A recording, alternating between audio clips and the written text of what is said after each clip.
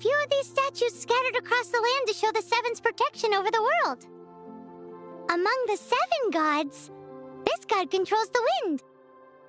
Paimon's not sure whether the god you're looking for is the animal god, but Paimon will take you to the animal god's place first, and there's the reason why.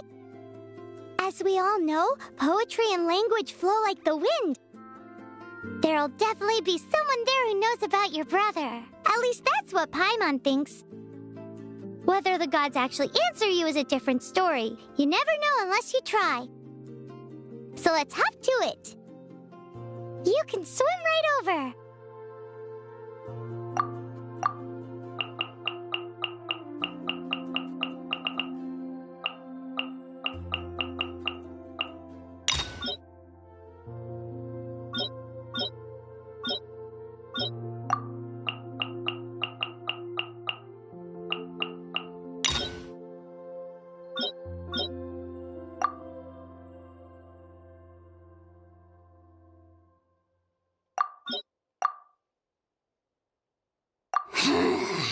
Hopeless. Every last one of you. See how your friends talk to me, Kaniche? I help you wait.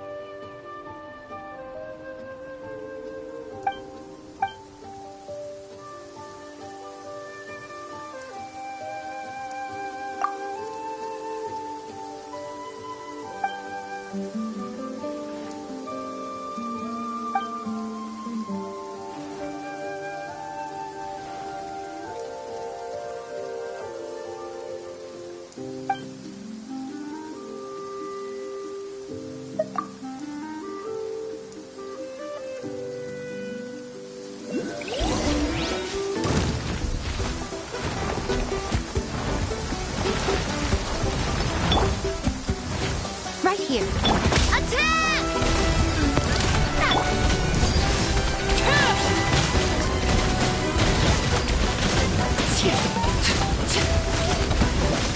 Yeah.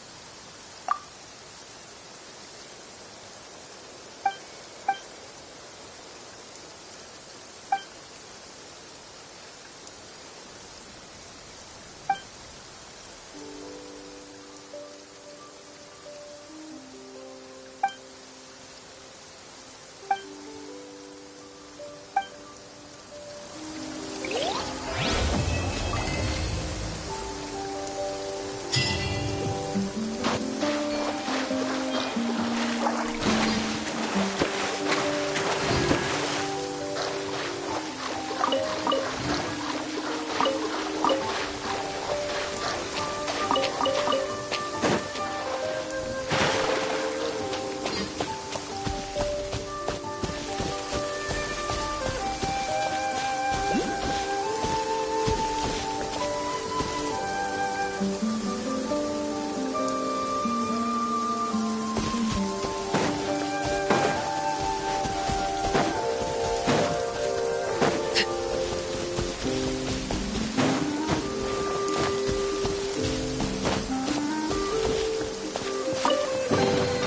impressive bounty.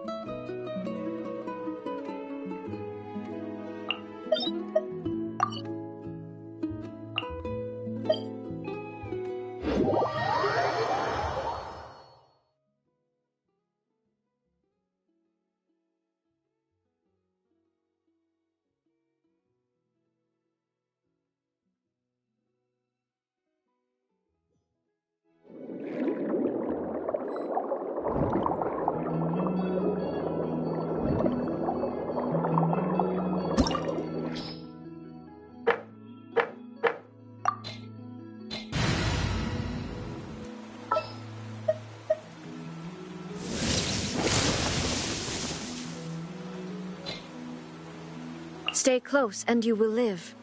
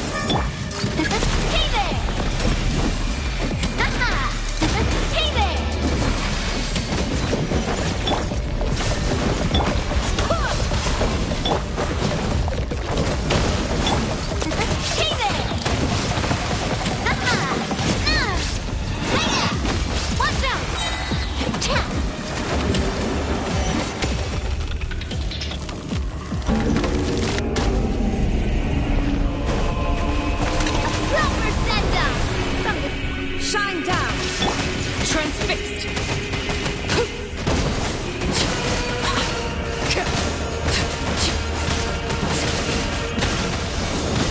Witness my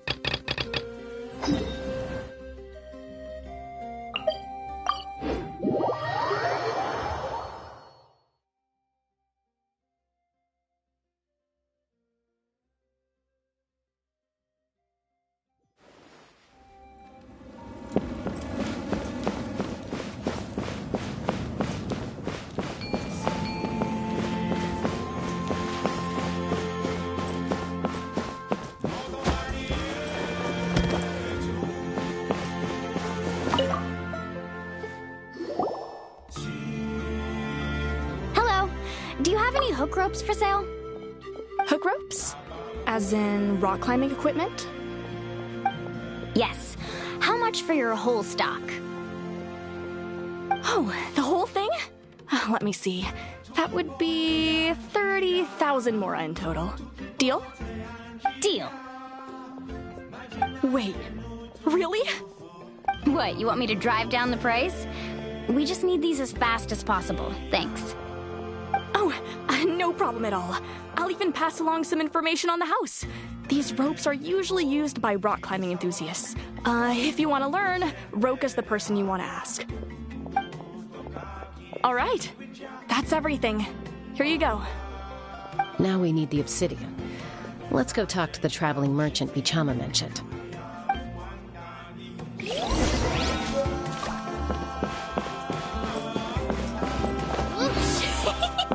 No one can catch me! Excuse me, do you sell obsidian?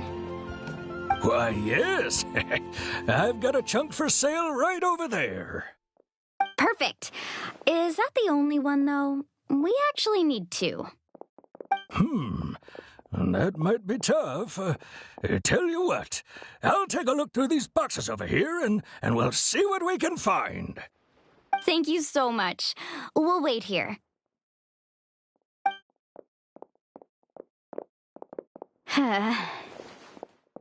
Relax. Everything's going according to plan. I know, it's just... I could tell Vichama feels the same way about his friend that I do about Kachina. I hope this chunk of obsidian isn't the only one. Kachina always carries all sorts of shiny stones with her. If I was the one trapped in the Night Kingdom, she'd have a whole pile of obsidian ready in a heartbeat. Well, would you look at that? I did bring an extra. Here you go, young lady. How does it look? Perfect! Thank you. How much do I owe you? If you hadn't shown up, these stones would have just sat here collecting dust. I'll take 3,000 mora for both. Here you go. By the way, I heard you mention Vichama just now. You running an errand for him, then? How's he doing? Malco's been gone for 5 years now. It's about time he started to move forward. Do you know what happened between them? I heard about it in passing while I was out drinking one night, but I don't know all the details. Bichama and Malco grew up together, and even made a name for themselves together. Malco was an amazing fighter, capable of knocking out multiple opponents in a single hit, while Bichama excelled at scouting and analyzing the battlefield. The two made an excellent team, and managed to beat back the Abyss several times. 5 years ago, they both emerged triumphant in the pilgrimage, and were placed on the same team to fight the Abyss. But on the eve of battle, the Abyss launched an attack on their tribe, and Bichama suffered an injury to his leg while attempting to rescue someone. Then what happened? The team agreed that he couldn't fight the Abyss in his condition. Bichama didn't argue. He knew going to the front lines with an injured leg would make him a burden in battle. So they raised the issue with the Pyro Archon, and she agreed to let him stay behind. It's just, Malco and the others ended up facing hordes of abyssal monsters and numbers that far exceeded anyone's expectations. The team made an error in judgment, and they fell to the onslaught. Bichama went into a deep depression after that. He blames himself for everything. Oh, you're not wrong. But it's possible he chooses to blame himself. Not because he did something wrong, but because he wasn't able to do anything at all. I've tried convincing him to move forward, to stop dwelling on the past. But the shadow of Malco's death hangs over him still. The Abyss has caused so much suffering, and some wounds never heal. I wish there was something he could do to make himself feel better. But, anyway, that's the gist of it. Maybe you could help him talk things through sometime. I would really appreciate it.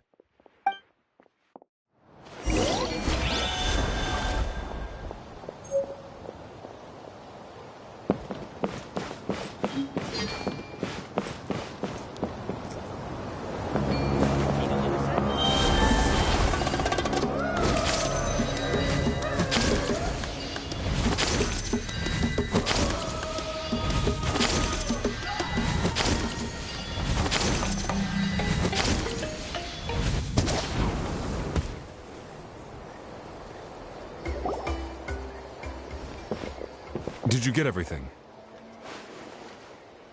Yep, it's all here. When do we start? I've made all the necessary adjustments, so we're good to go. As agreed, I'll help you find Kachina's ancient name, and then you return the favor. Go ahead. Yes.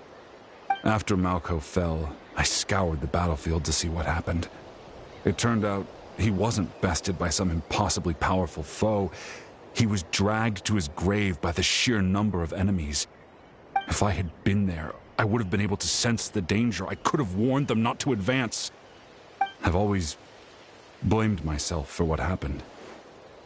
But when you told me about Kachina, I realized there's a chance Malco might also be alive, fighting for survival in the Night Kingdom. But that happened several years ago, right? The Pyro Archon said all life within the Night Kingdom eventually becomes one with the Sea of Souls. There might not be much hope, but I still have to try. Malco and I promised each other, even if we never managed to root out the Abyss for good, we would fight together until the end. All right, let's get to it. I'll start searching for the conceptualized version of Kachina's ancient name. If you see any fragments scattered around the area, please collect them.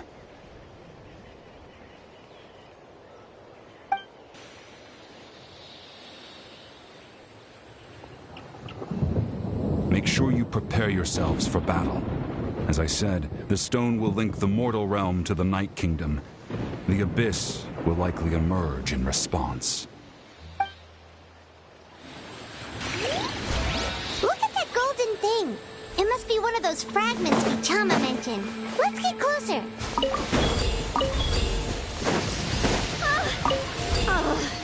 I should have covered my ears when I saw the flash.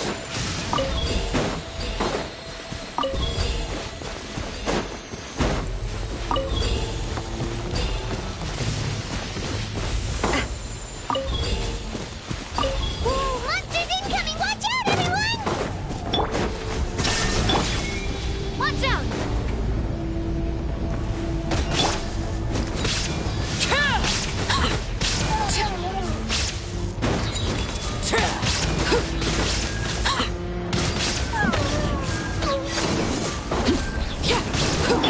Fire! Well, with rock. Coming at ya! Ha! Hiya! Ha!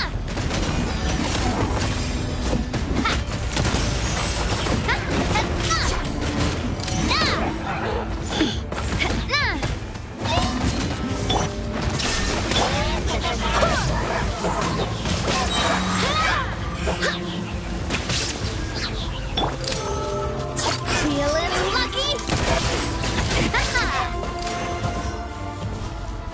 How much longer, Vichama? Not long! We're getting close!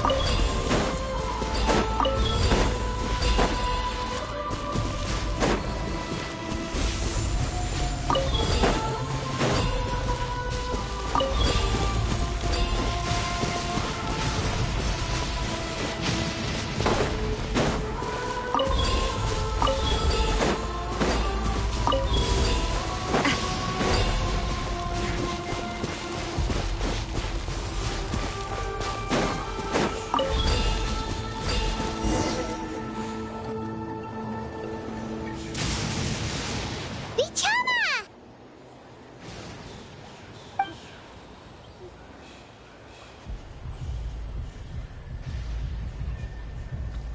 Quick! Take it!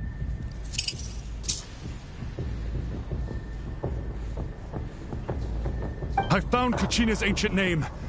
Hang in there, Malko. Just a little longer. Something's not right. The power of the Abyss is getting stronger.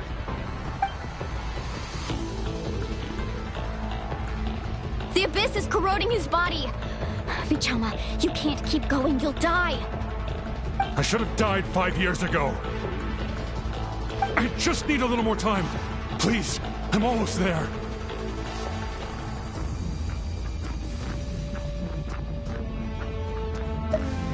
Thank you.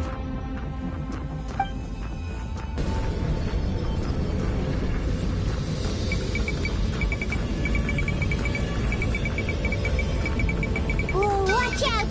The power of the Abyss is strong.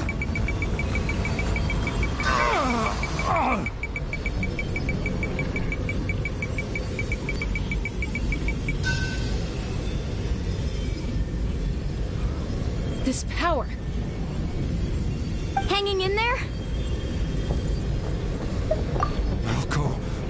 No! Why can't I find him? Why? We can't wait any longer. Pull him away from the stone, Mualani. I already tried, but the power of the Abyss has him in a chokehold. It's like he's tied to the stone with an invisible rope.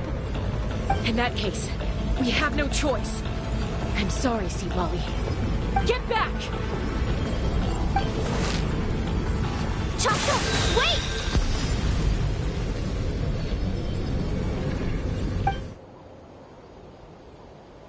Ouch! What happened just now? It looked like the spirit stone was...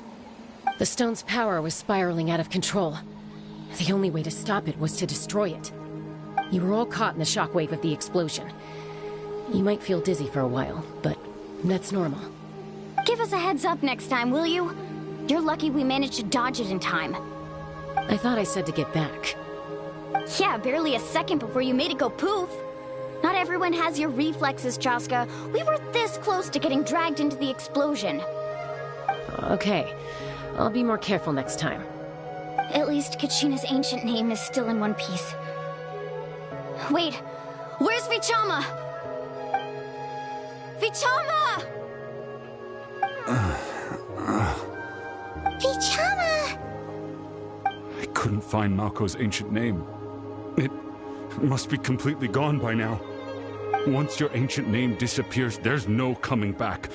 From the very beginning, I knew there was a slim chance, but still. And now... it's too late to save him. From the minute he left that day, it was already too late. Vichama. I'm sure he's heard enough condolences over the years. Let's just give him some space. Huh? What's that in your hands, Vichama? It looks like something's glowing. This is...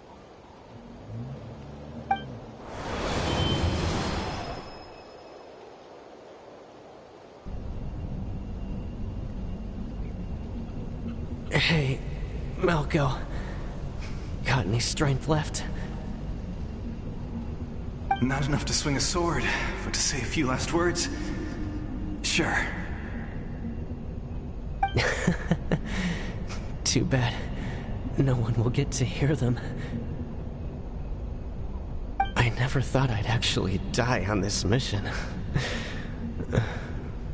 Not that I'm afraid to die. It's just...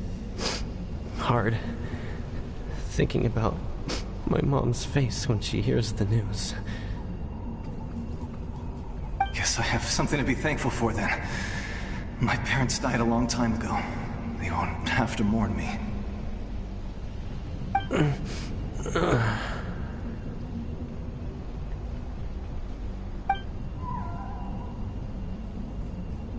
Pisak!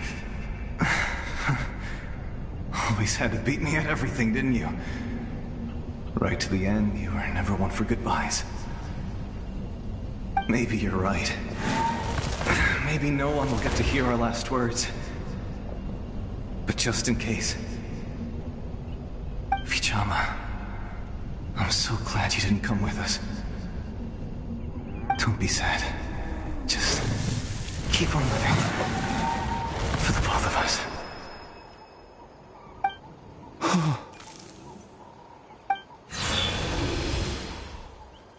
Was that a memory? Seems like we were able to salvage something after all.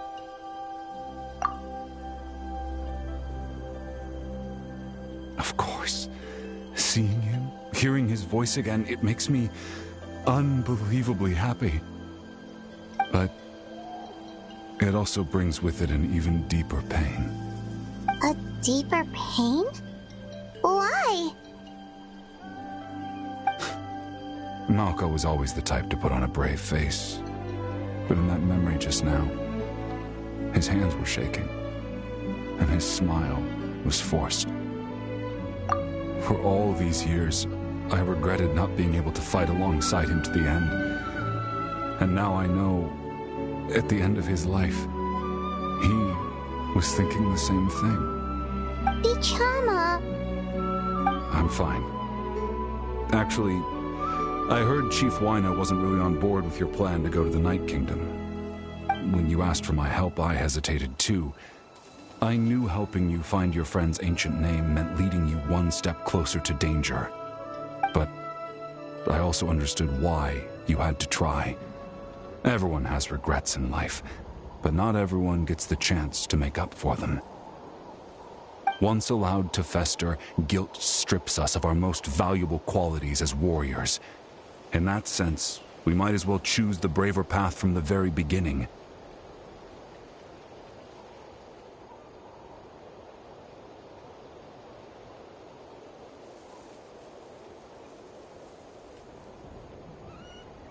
If I could do it all over again, I would have followed Malko to the front lines no matter what. Even with an injured leg, there were still things I could have done. That way, even if the outcome stayed the same, I still would have fought alongside him to the end. There are critical junctures in life, and if you don't seize the chance to act, there's no going back. That's something I had to learn in hindsight. But you're still at the crossroads of your journey, so hope you can walk away without regrets. Thank you, Vichama. I feel even more determined now. Kachina will come back to us. I'll make sure of it. I promised I would find her, and I intend to keep that promise. That's good to hear. Strange. My body, it's... Once abyssal corrosion enters the body, a portion will fuse itself to your internal organs. Even though the Traveler possesses powers of purification, the corrosion can never be fully eradicated. Thanks to her, though, you are only briefly exposed. Slowing your breathing and controlling your emotion should help you keep the symptoms in check.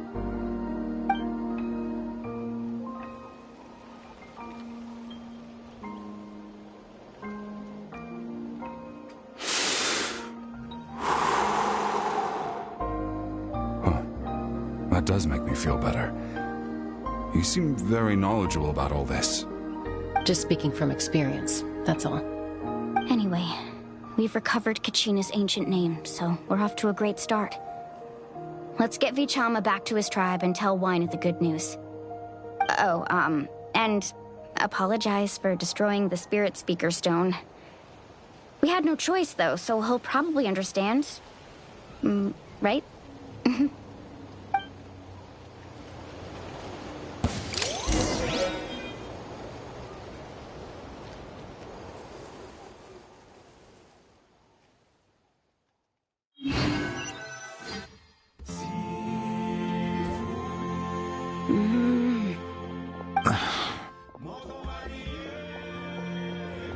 Koichi, are you really gonna just stand there like that? I don't know what you want from me. I think you know exactly what I'm trying to say, Uncle Waina. I can hear it in your voice. Honestly, it's just one thing after another with you two. They're back. Koichi? What are you doing here? Don't play dumb with your own sister. You know exactly why I'm here. My apologies, everyone. I just need to borrow Chaska for a few minutes. You come with me.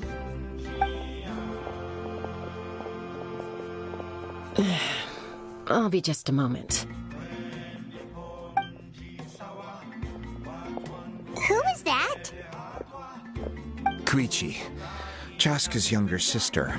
Although the two aren't actually related by blood, it's kind of a long story. It's not really my story to tell, but I guess it's not a secret. You see, Chaska was actually raised by cuckoo sores. She was afflicted with a rare disease when she was a child, and abandoned in the wild as a result.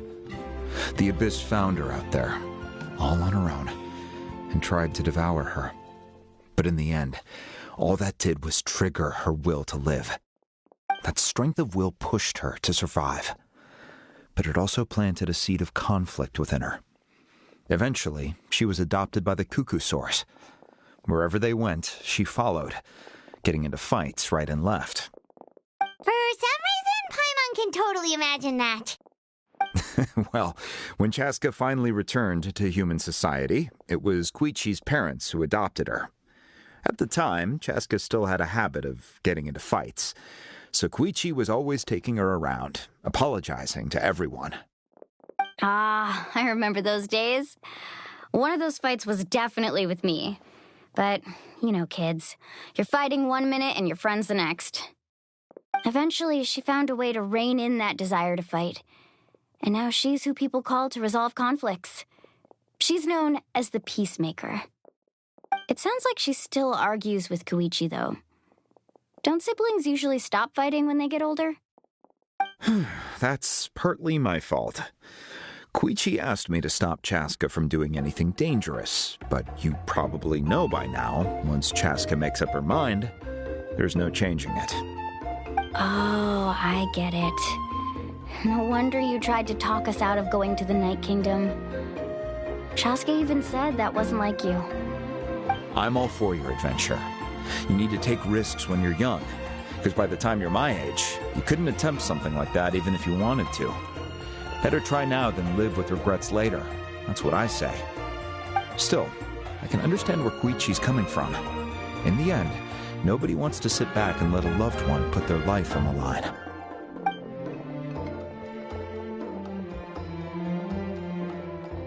All right, it's just the two of us now. You have 1 minute to explain yourself. I don't have anything to say. You don't have to approve, but you should know I only do what's necessary. That attitude is exactly the problem. It's like you don't care.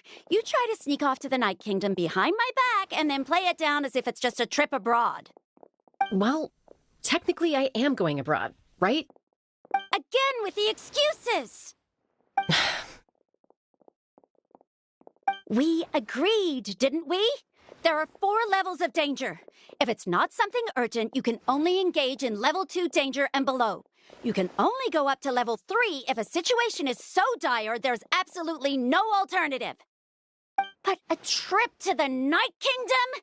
If that's not a level 4, I don't know what is. And you were just going to sneak into the place without saying anything. What do you mean, sneak into the place? I always planned on walking in there with my head held high.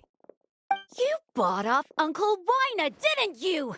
He promised me he'd stop you from doing anything dangerous. Oh, it's like he didn't even try. You feel like he went back on his word. What if I told you my mind was made up, and there was nothing he could have done? Not even by force. Oh, I knew it! So he did try to say something, but you didn't listen. This is important. If you were in my shoes, you'd make the same decision. You don't know that? I'm a doctor, and I handle logistics. If you're going to waltz into a dangerous situation where you could lose control at any moment, it's my duty to say something. All right, whatever.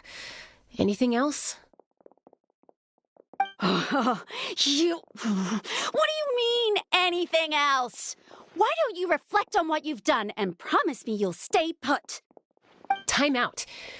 Is this one of our normal arguments or a serious one? Chaska, does it sound like I'm joking? Then, you need to know something. What happened to Kachina was partially my fault. I can't leave her there to die. That's not who I am. But the person you become when you lose control, that's also not who you are. That's a different issue. You said it yourself. A person is only as good as their morals. If I want to live in Natlan, I need to display qualities that make me worthy of this nation. I've also told you that managing your condition is equally important. Sometimes you have to make sacrifices. All right, let's stop this here. If we keep going, I might actually have to get serious. And I think Wina prefers his roof attached to his house. Is that a threat? That sounds like a threat to me. Koichi! Younger sisters are supposed to listen to their elders. So, you're really going to go, no matter what I say? I'm supposed to be your sister. Then support me. I'll be back. All you have to do is wait. Chaska. So, that's it. Why'd you have to turn out to be so darn annoying?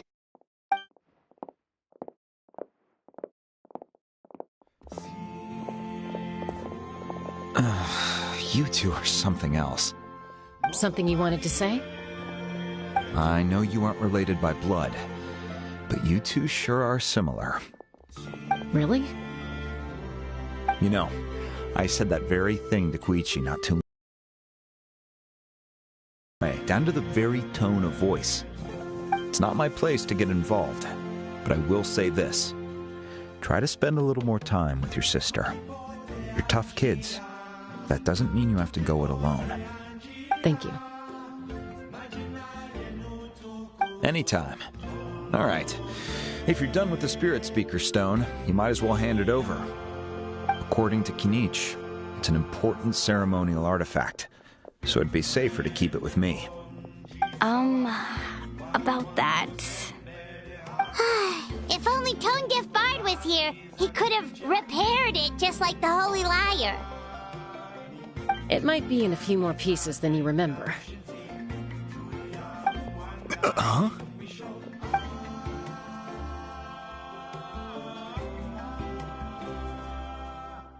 I see. Sounds like it was an urgent situation. If someone's life was on the line, then you had no choice. Still, Citlali's going to be a nightmare to deal with now that you've broken her stuff. I'll explain everything to her later. Stay safe out there in the Night Kingdom, okay? I'll wait here for your safe return.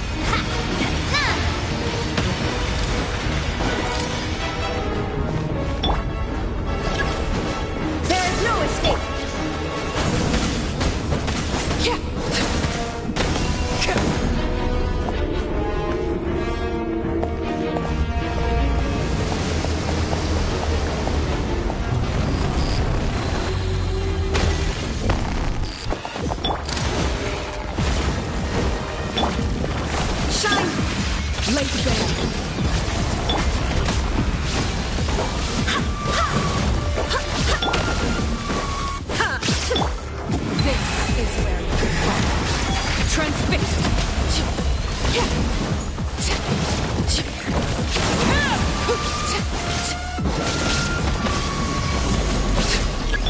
Watch out! Coming at ya! Proper send-up! Illusion shattered! Now you shall perish!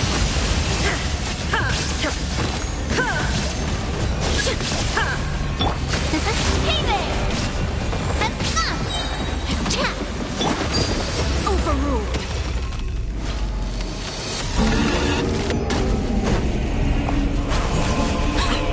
Witness my rise. Lay bare. Watch out! A proper send-up! Shine down.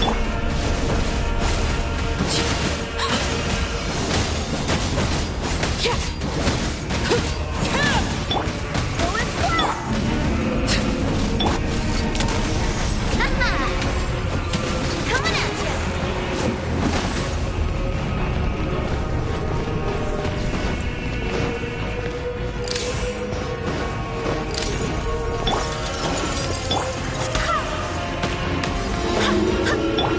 Coming at ya! There is no escape! Transfixed.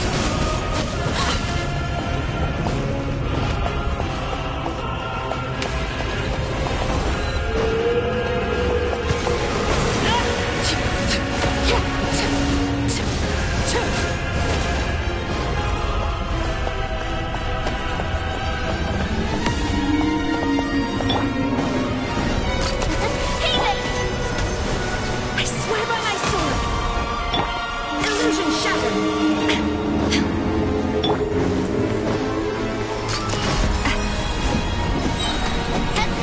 Watch out! Overruled.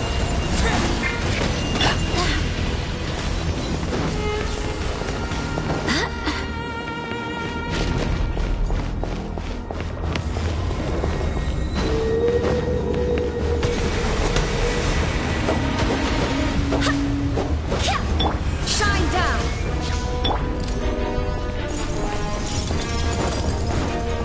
Fire! Well, who is wrong? Hey there! Watch out! Ha! Ha-ha!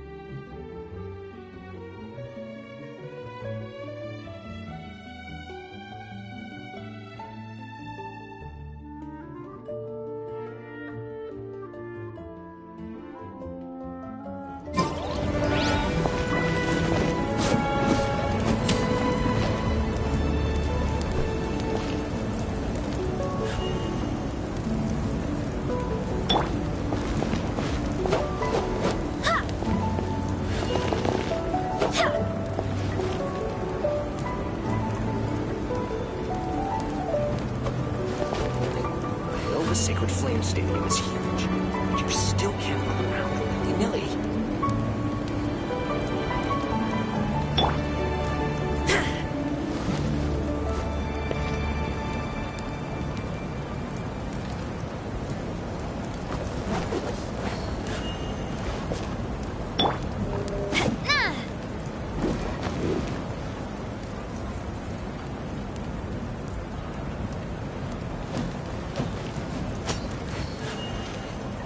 The Sacred Flame Stadium is huge, but you still can't run around willy-nilly.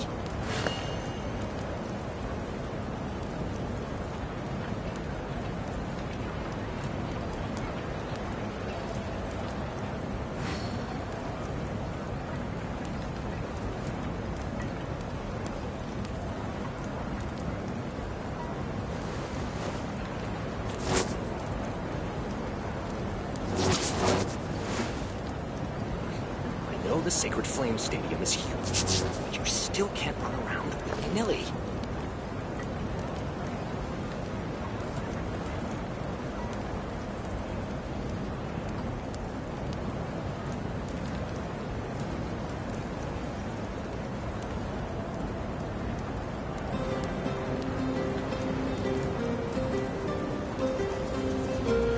What could the children be up to? Never mind. Let them do as they please. I know the Sacred Flame Stadium is huge, but you still can't run around willy-nilly.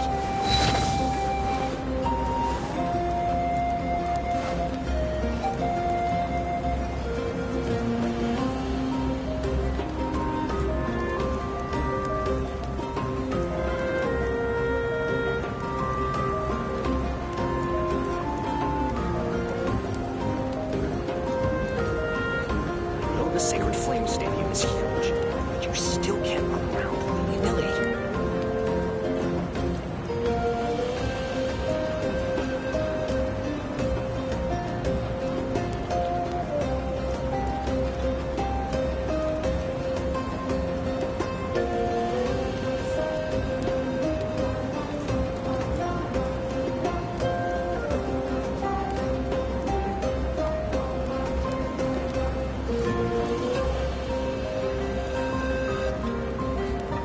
The Sacred Flame Stadium is huge, but you still can't run around willy-nilly.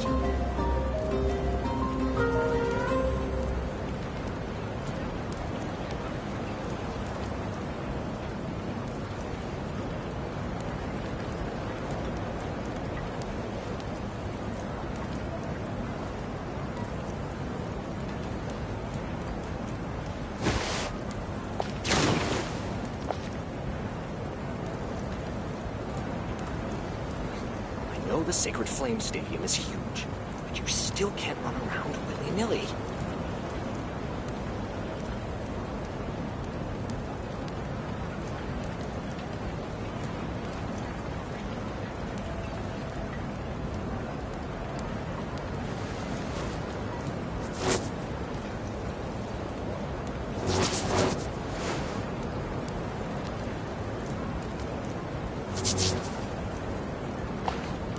The Sacred Flame Stadium is huge, but you still can't run around willy-nilly.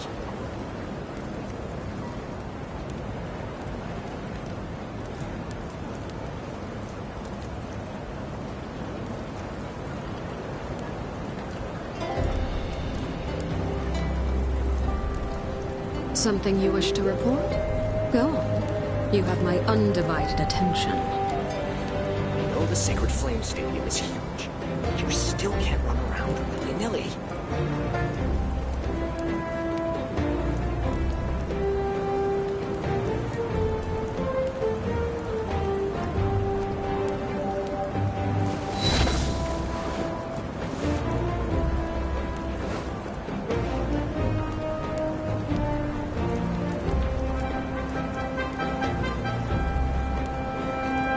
The Sacred Flame Stadium is huge, but you still can't run around willy-nilly.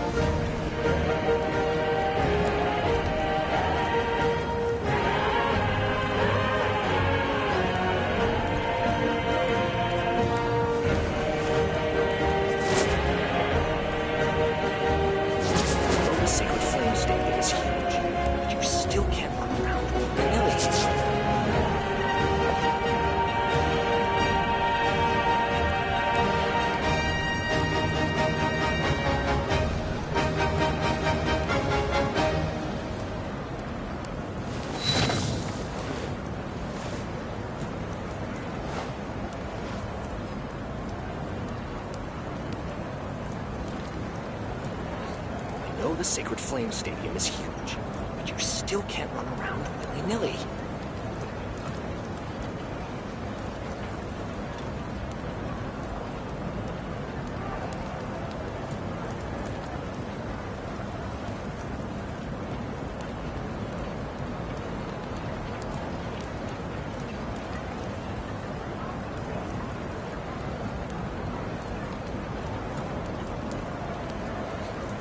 The Sacred Flame Stadium is huge, but you still can't run around willy-nilly.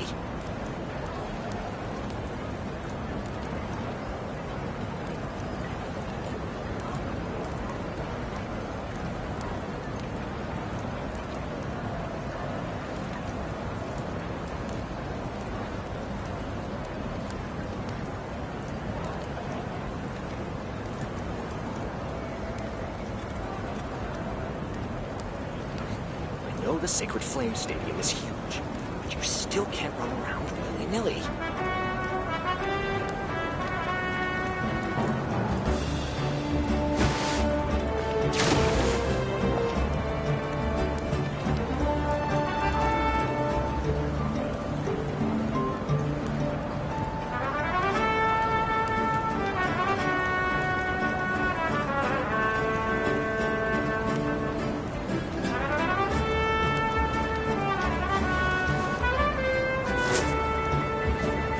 The Sacred Flame Stadium is huge, but you still can't run around willy-nilly.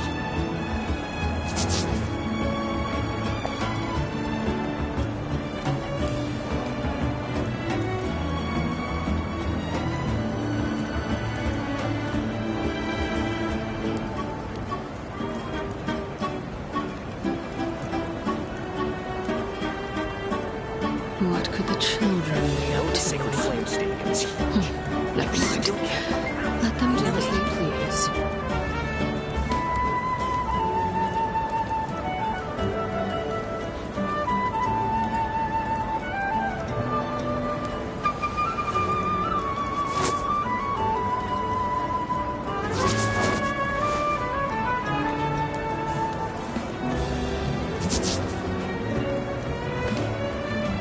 The Sacred Flame Stadium is huge, but you still can't run around willy-nilly.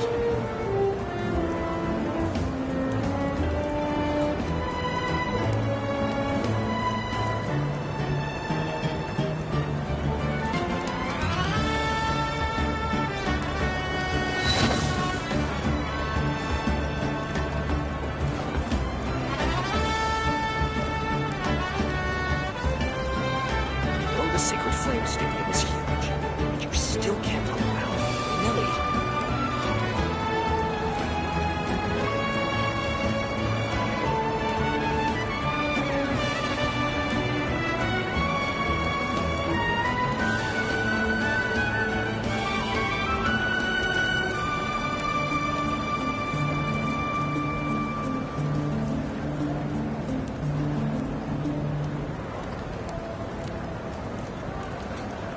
The Sacred Flame Stadium is huge, but you still can't run around willy-nilly.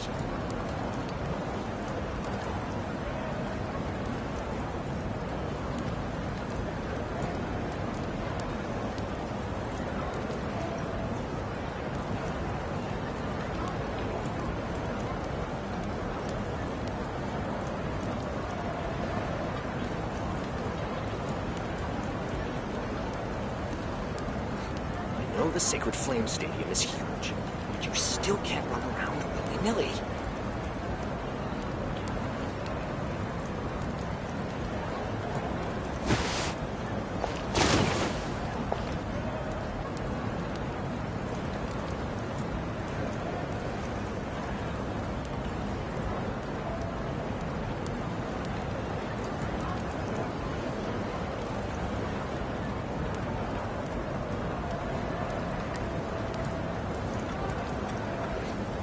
The Sacred Flame Stadium is Something huge, you wish to but you report? still can't run Go around on. willy-nilly. You have my undivided attention.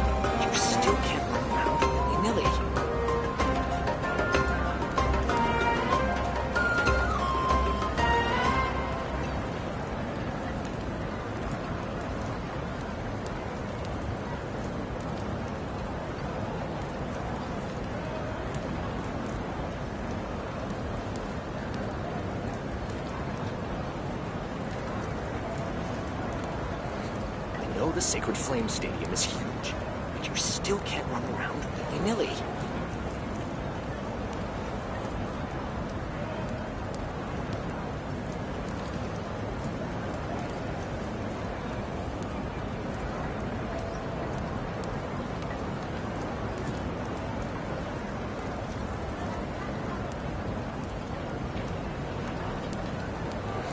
I know the Sacred Flame Stadium is huge, but you still can't run around willy-nilly.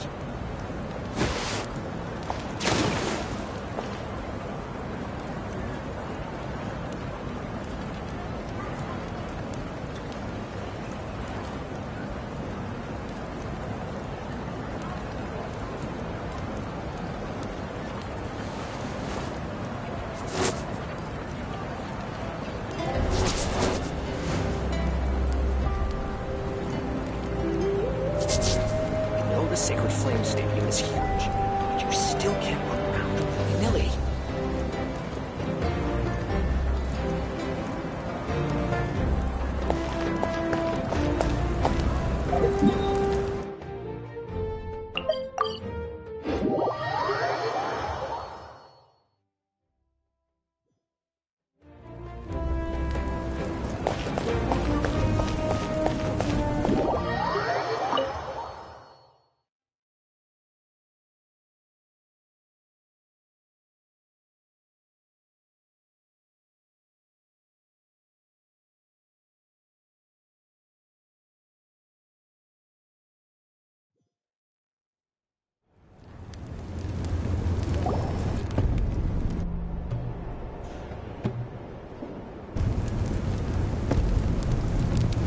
We're back! We found Kachina's ancient name, too! Well, it's fairly complicated. Let me give you the condensed version.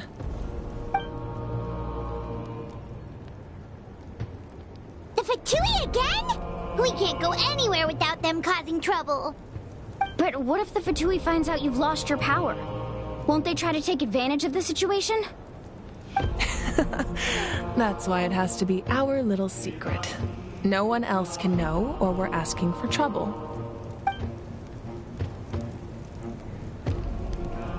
Look, I wish I could offer you some sort of consolation, but I won't lie to you. With multiple factions closing in, there's nothing comforting about the situation we're facing. Still, all you need to do is focus on your goal. You can leave the complicated matters to me. I can also step in on the Pyro Archon's behalf. There's a limit to what I can accomplish, but I'll help you however I can. There's no need to be so modest, Dion-san. Your incredible strength has long been a well-known fact. You're the pride of your tribe. Archon, I'm sorry about before. You have so much on your plate, so much that you have to worry about. But all I could do was focus on my own feelings.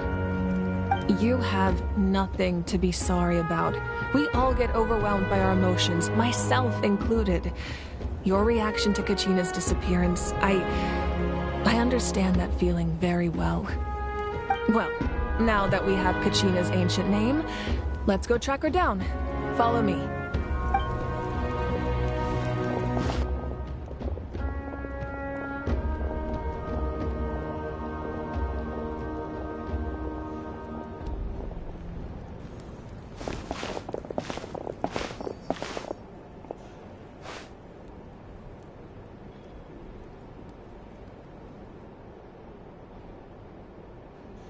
What is this place? Hey, isn't that Atea's talisman? Good eye. This is where I store all the various mementos I've collected. Whoa. I've never seen this place before. There's so many things in here.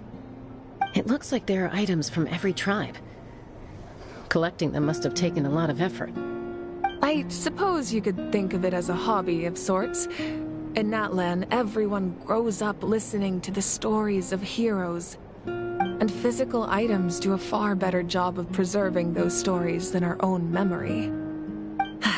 Now, I still have some preparations to make for the ceremony, so feel free to take a look around in the meantime. If you're curious about an item, I'm more than willing to tell you about its origins. All right, we'll have a look.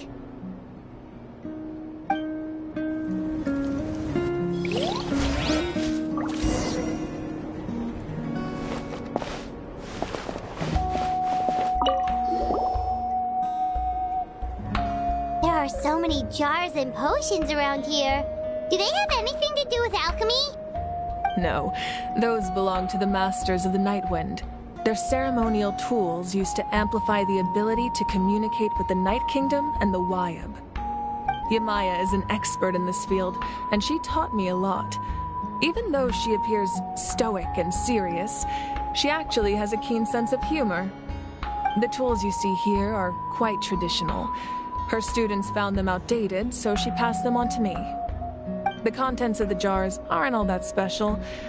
Oh, except the big jar in the middle. That's what she really wanted to give me. Ooh, must be something really cool. What's inside? Grape juice. Huh?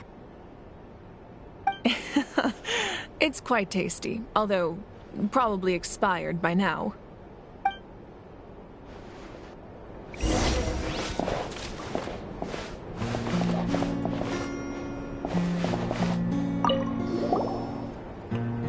Whoa, that belt is bigger than Paimon's head! The Collective of Plenty are known for their bodybuilding competitions and contests of strength. This belt is a symbol of great honor within the tribe. The association with strength might also have been the reason the original belt was extremely heavy. It was difficult for even 2 people to lift. And even if a warrior had the strength to put it on, wearing it for any length of time would still leave them gasping for breath. Sounds like it. So the owner of the original belt, Kitera, commissioned a craftsman to make a copy identical in appearance but far lighter in weight. That is the belt you see before you. He would often wear this version when training in order to protect his waist. Or he made a lighter version so he could wear it all the time and show it off.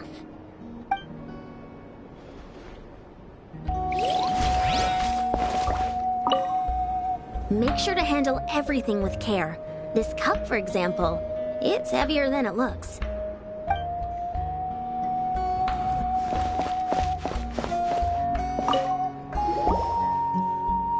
This is Atea's talisman. I'm sure you're familiar with this one already. Atea was rarely ever without it. The talisman brought her a lot of luck in battle.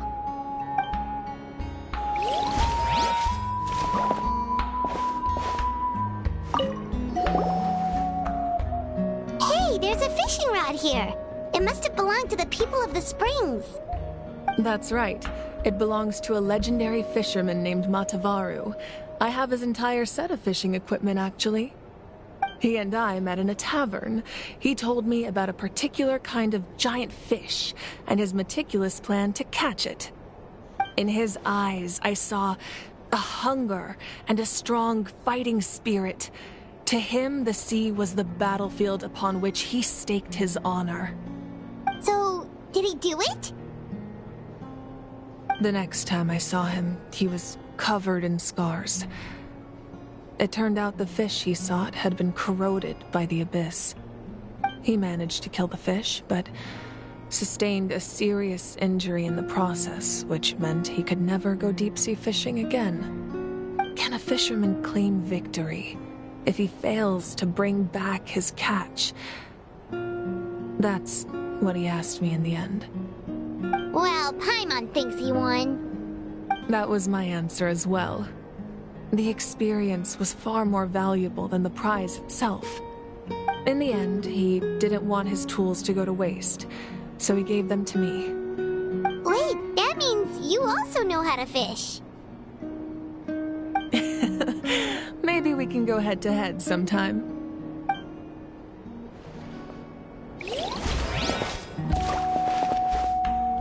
This flower looks like it's thriving.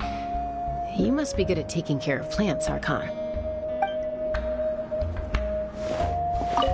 This fishing basket looks familiar.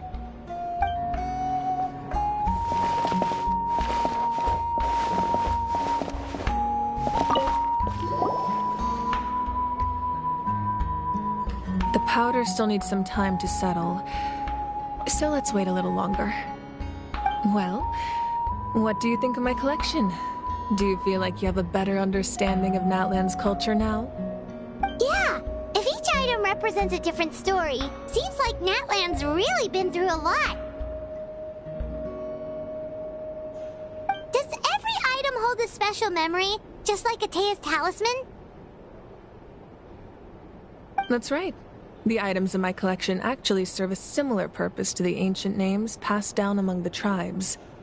They demonstrate the true shape of time. The shape of time? Most people perceive time as a linear concept, almost like a straight line that can only move forward. We cannot change the past or predict the future. But there's also a different theory, one that I believe to be closer to the truth. Namely, that the past, present, and future all exist at once. At once?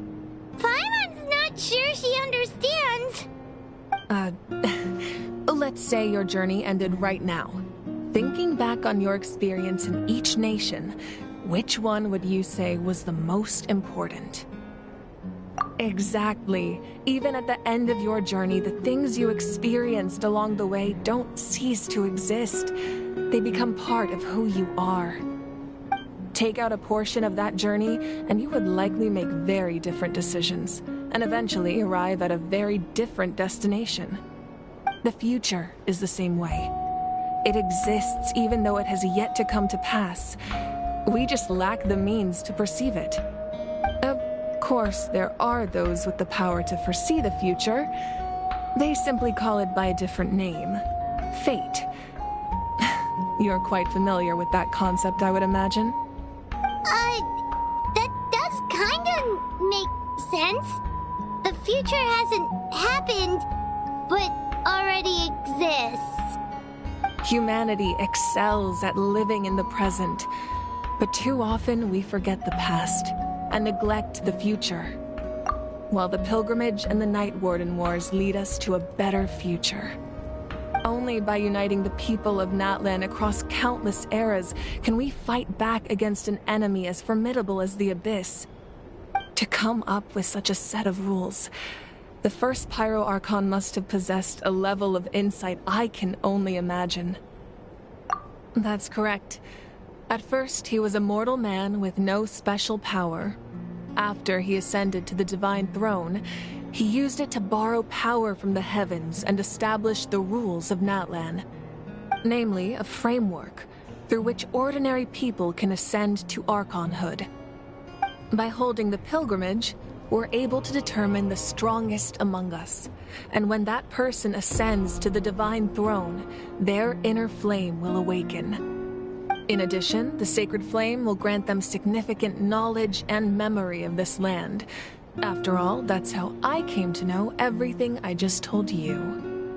So, it all comes down to the power of the Divine Throne and the rules.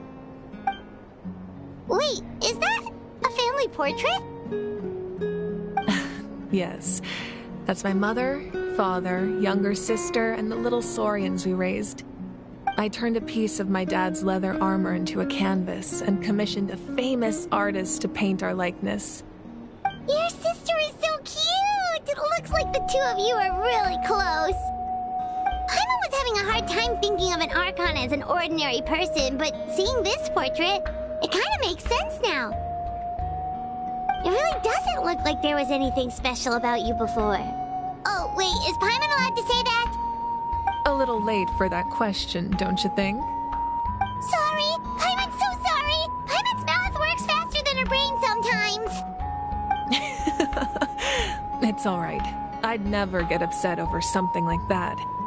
No matter what others may say, my past is a precious part of my identity. I'm forever proud of the life I used to lead. Becoming the Archon doesn't mean you sever ties with your family. The position just comes with a lot of responsibilities, so it impacts how often you get to see them. My father made the most delicious stew, so my sister would often bring me a large pot of his cooking, and he would sit on a blanket and eat it together. One time, we didn't close the door securely, and the Saurians you were raising ran into the room and knocked over the entire pot. My sister immediately burst into tears. The two troublemakers were going for the meat, but when they saw my sister's distress, they froze on the spot. I still remember the way they laid there, sulking like a pair of children, even after making such a mess. It was frustrating, but in the end, all I could do was comfort my sister and move on. Wow. Isn't that what being a family is all about? I think about that story a lot, actually. As the Archon, I made a vow to defend this nation, and experiences like that, they remind me exactly what I'm trying to protect. Well, what happened after that? This portrait looks pretty old. Your sister must be all grown up by now, right? I believe she ended up working as an architect and artist. She built many houses and crafted many beautiful works of art. Anyway, that's enough about me. Now that the powder is settled, we can begin. Ian-san, Mulani, Chaska, over here, please. Place the ancient name up there, and then we'll begin.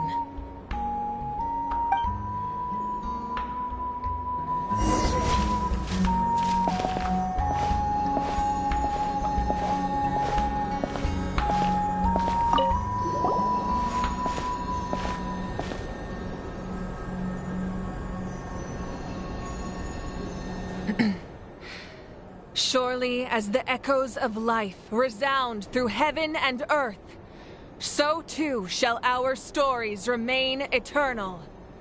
Ancient name, take us to your fated bearer. Allow her to answer our call.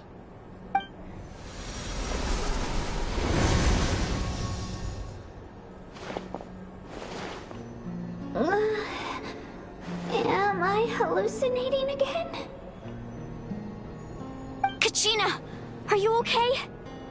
Huh? I'm not seeing things, am I?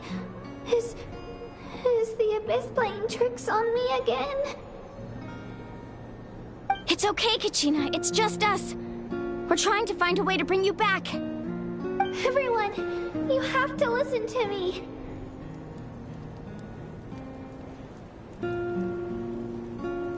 I've been investigating the Night Kingdom this entire time, and I figured out what's wrong. The Wyab is being affected by the Abyss. I was waiting for the Wyab to send me back, but then this really strong monster came in and it almost killed me.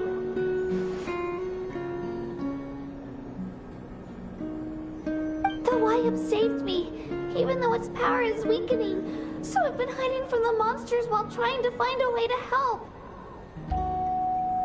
The Night Kingdom has become a huge mess, though. I keep hearing these awful sounds and seeing really horrible things. Don't listen to those sounds, Kachina. The Abyss is trying to strip you of your sanity. All you need to do is stay safe and wait for us. We'll be there shortly. It's okay. I feel so much better now that I've had the chance to talk to you guys. You don't need to worry about me. I've never been strong or special at all, really. So I don't blame anyone for forgetting about me or leaving me behind. Just knowing you care is more than enough. I'll find a way back. You don't have to put yourselves in danger to come rescue me. You're always like this, Kachina. Now's not the time to act tough. We're coming for you, and that's final. I don't know what lies the Abyss has been feeding you, but I'll tell you something right now. Nobody here sees you as a burden. You're a victor of the Night Warden Wars, a hero of Natlan. All you need to do is wait for us to rescue you, and you'll get all the applause and recognition you deserve.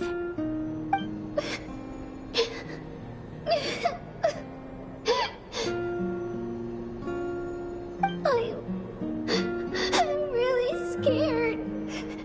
Everything's so dark and creepy here. And I want to go home. tell.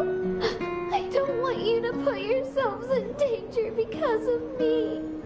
I don't want to hold anyone back ever again. All you need to do is place your trust in us, just like you always have. No one fights alone. We're not leaving you behind. Not ever. Yeah, we're so close. We can't call it quits now.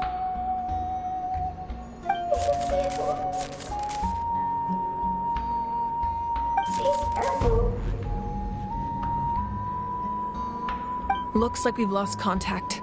Now comes the most dangerous part. You have to traverse the Night Kingdom in your physical form.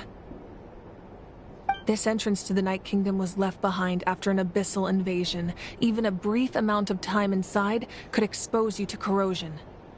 I know. I'm prepared for that possibility. All right. Then I wish you all the best. I'll tell Koichi to be ready just in case. She's very experienced in dealing with abyssal corruption. That face you just made. Don't tell me you two got into another argument. No, I just feel bad for creating more work for her. I'll go with them too, Archon. The more people, the stronger the party. Thank you so much for your help, everyone. It really means a lot that you're willing to brave these dangers with me. There's no time to lose, so let's get going. Now that I've lost my power, I won't be able to provide much practical support. But I can still keep an eye on the situation from here. Eon-san, I know it's unlikely, but if you encounter a situation you can't handle... That won't happen. I hope not.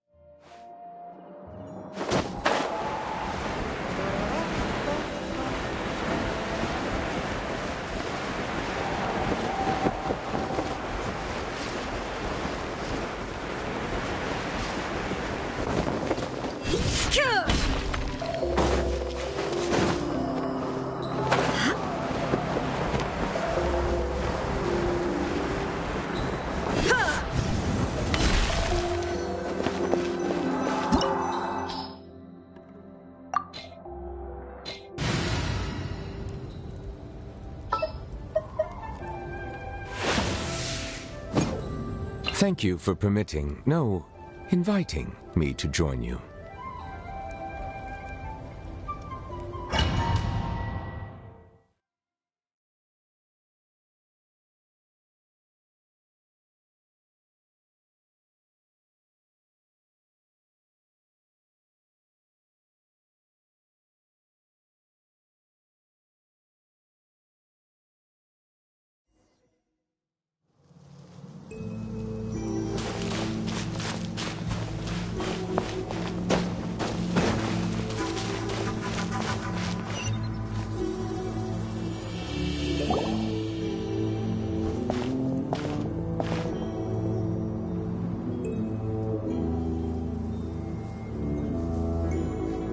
So we're underneath Natlan right now?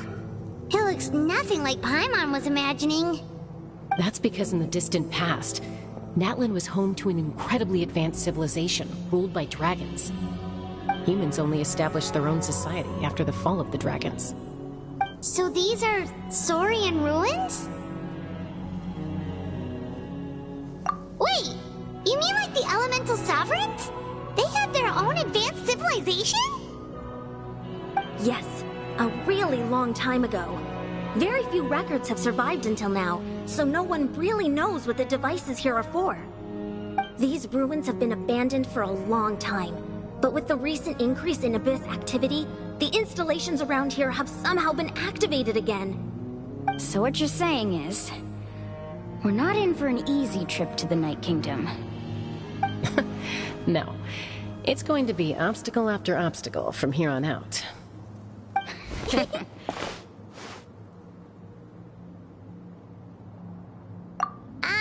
Why are you all laughing like that? It's creeping Paimon out. It's the pre-adventure excitement kicking in, right guys? Of course. I'm eager to get started. Then let's go. We won't let anything stand in our way.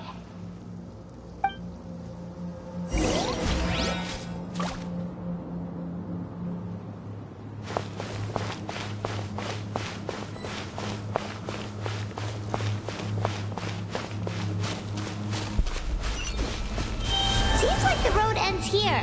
How should we get across? As a professional trainer, I think you could stand to build up your endurance, Paimon. Professional trainer? Paimon thought you were a warrior from the Collective of Play. Well, that goes without saying. But I actually work as a sports coach. I provide professional guidance for many of Natlan's popular sports. And I physical training. I design nutrition plans as well. Ah, so basically no sugar, no soft drinks, no grilled meat. Yeah, we'll be here all day if you list them out one by one. It's much faster to just focus on what's good for you. Such as? Vegetable juice. Want some? You know, Yan-san, Paimon feels like the two of us might not see eye to eye.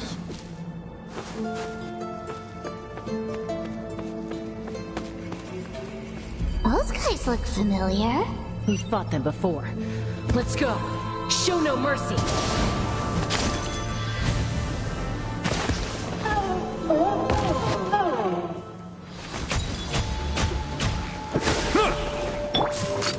Hey there!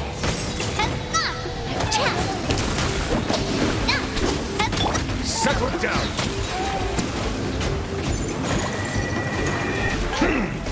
Let the mighty be humble!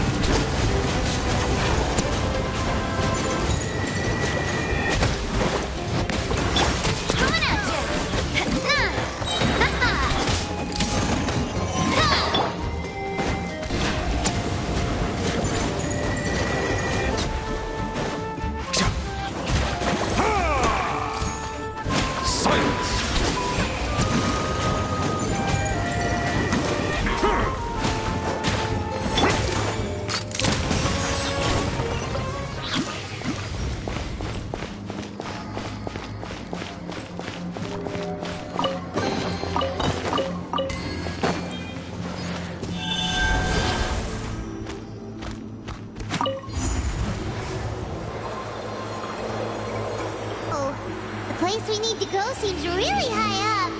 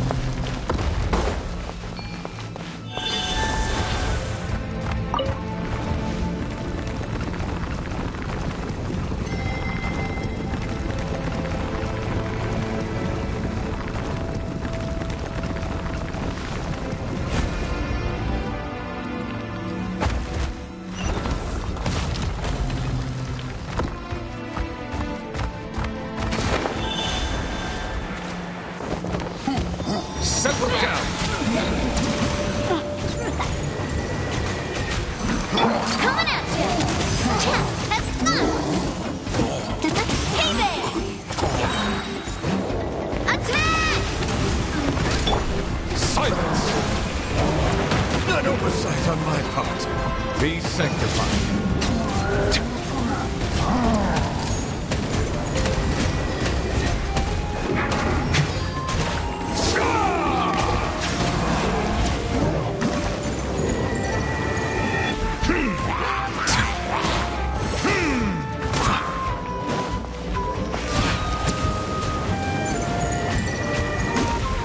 Settle it down.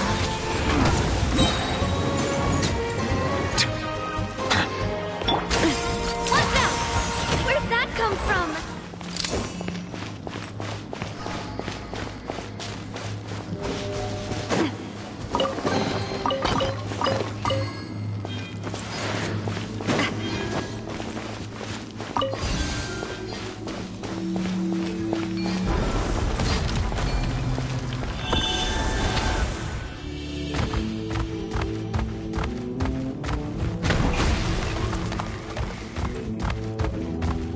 This is the final stretch. We just need to climb up, and we'll be there. Nothing to it. Easy for you to say.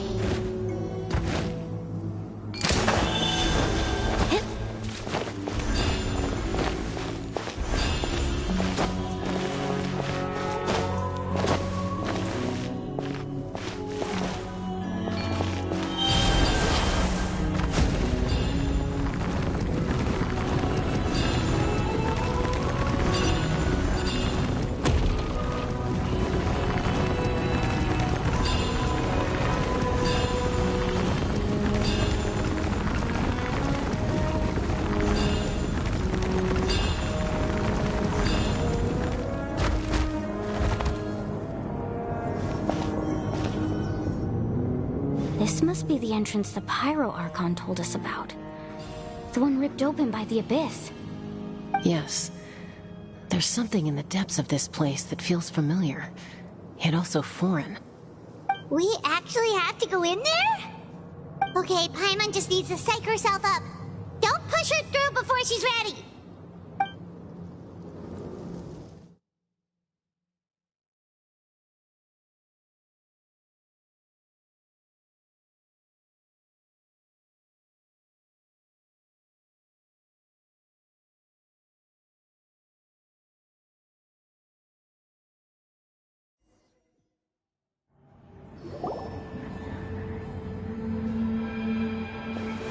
Hey! You don't have to drag Paimon! You're pulling too hard!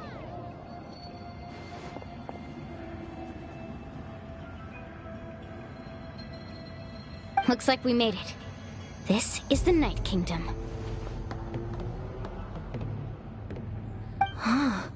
It looks so different from what I imagined in the stories.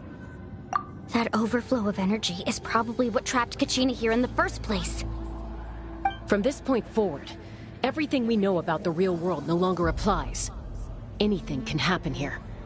Paimon's more worried about how we're gonna make it out. We obviously can't go back the way we came. Do you see that patch of light on the ground? It's shining down from that fissure in the sky. Oh yeah, right in front of us. So that's coming from up there? Oh, it's so high up. Did we really fall that far down? Just like I said, our real-world knowledge doesn't apply here. We fell all this way, yet came out completely unscathed. If this was the real world, we'd have to climb our way back up to the entrance. But here, all we have to do is stand underneath the light and offer a prayer. That's it? You really think that little of Paimon? That's not even why Paimon asked! So that means all we need to do is find Kachina and bring her to this location. Exactly. This light is streaming in from the real world. It's a link between the two realms. The terrain looks difficult to navigate, and the visibility's not great either. How are we supposed to find Kachina in these conditions? Yeah, these floating black things don't look super friendly either. Those are all manifestations of abyssal power. Be careful. Ghost! A talking ghost! Calm down, I'm here to help. You're the ones who helped Vichama, right? Yes, I'm Vichama's friend, Malko. I was completely lost to this realm until I sensed a mysterious power calling out to me. It's like it was seeking me out, attempting to reassemble the pieces of who I used to be. Of course, it could only do so much. I'm sorry I can only appear before you in this imperfect form. No, we should be the ones apologizing. If the Spirit Speaker Stone hadn't become corrupted by the Abyss, we could have done much more. But we had to destroy it. Otherwise, Vichama and his tribe would have been in danger. Of course. Thank you for protecting him. I never imagined that, even after all these years, he'd still take such a risk for me. Under the power of the stone, it felt like our souls were connected. Turns out even our regrets were exactly the same. Whether in triumph or death, you want your best friend by your side. Exactly. That may not be in the cards for us, but it's not too late for you. You're looking for a young girl from the Children of Echoes, right? She's being chased by an embodiment of abyssal power. I'd like to help her while I'm still in this form, so follow me. Be careful. This place has been severely corroded by the Abyss. Paimon didn't realize it had gotten this bad. It's like a seething volcano ready to engulf our world at any moment. Ouch! Get back here. You can't go. Stick close to me. My power will be able to ward off attacks for the time being.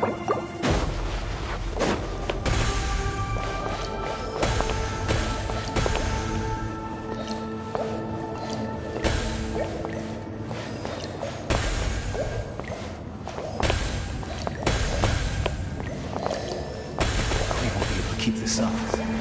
Let's try another route. This way.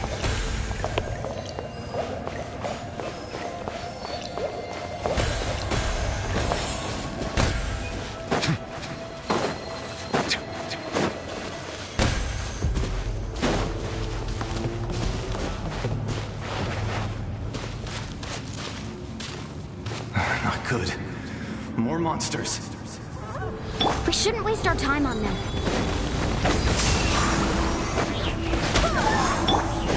Watch out! Silence!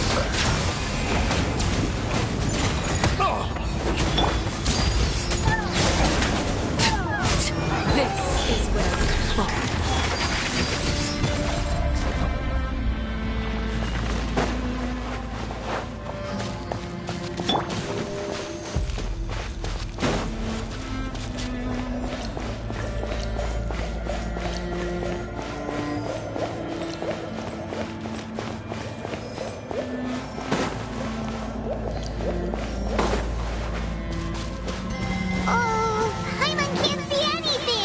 It's easy to get lost here. Just stick close.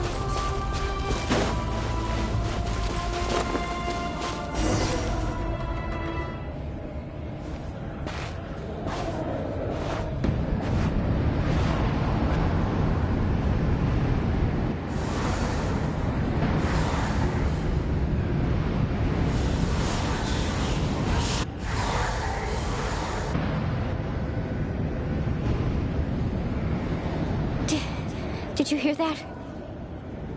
What? Never mind. It was probably just my imagination. Don't scare Paimon like that! I heard it too. It was a voice from the Abyss. What did it say? It doesn't matter. It certainly doesn't harbor good intentions.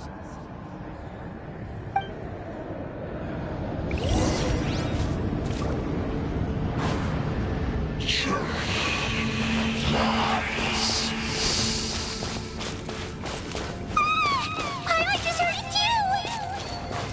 Let's keep going. Paimon wants to get out of this place!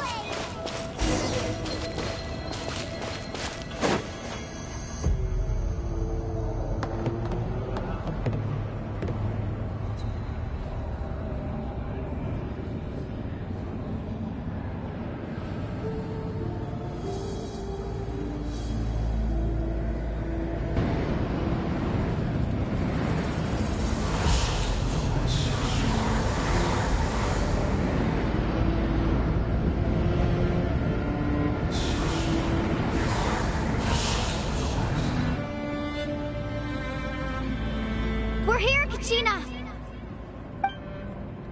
Oh, honey? You made it! Looks like our reunion will have to wait until we take care of these monsters. Good idea. Let's go!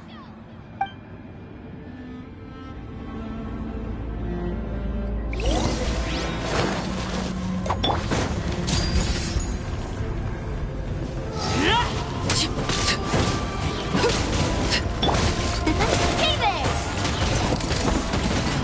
Hey there! I must do my duty! Barbados, guide us! Hey there! Hiya! Cha!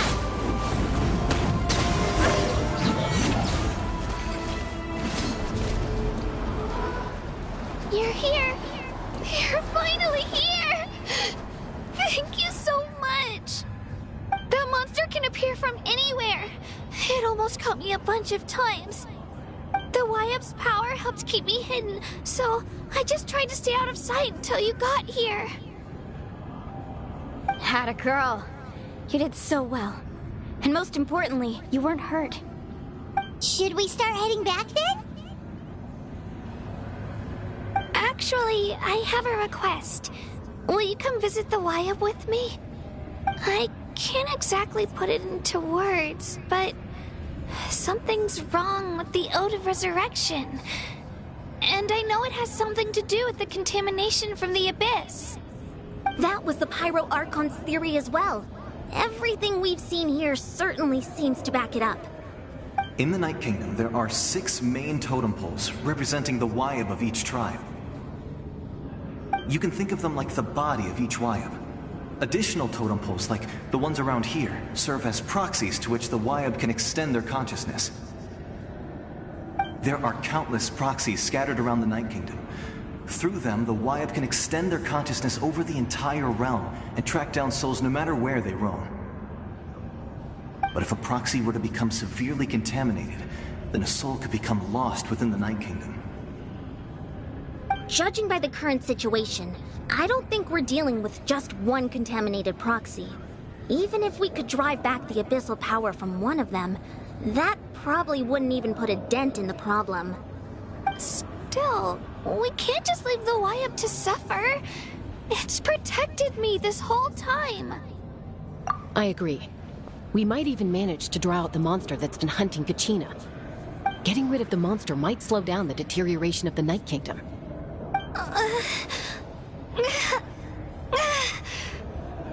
Kachina? What's wrong? Nothing. Just a headache. And that voice again, telling me to abandon the Wyap and leave this place. Maybe we really should leave. Kachina's already been here for too long. No, I'm fine. I don't plan on listening to that nonsense. I can hold just up ahead. I'll lead the way. Besides, I can still fight, so please, help me out a little longer. Listen to me, Kachina. We'll come with you, but that's because we want to help the Wyap, not because we have something to prove. You don't have anything to prove either. It's okay if you reach your limit. We'll be there for you. All right. The sooner we get this done, the better. We've already come all this way, so we might as well try to get to the bottom of this. Let's go. This way. I'll stay here and try to stall the Abyss monster. All by yourself? That's too dangerous. It's all right. I may not be as strong as that monster, but I'm definitely more familiar with the area. Besides, I don't have much time left. If you're anything like my friend, I'm sure you're not particularly fond of goodbyes. So go. Achieve your goal, and return to the world where you belong. Thank you for everything. You're a true hero. Thank you. No one fights alone.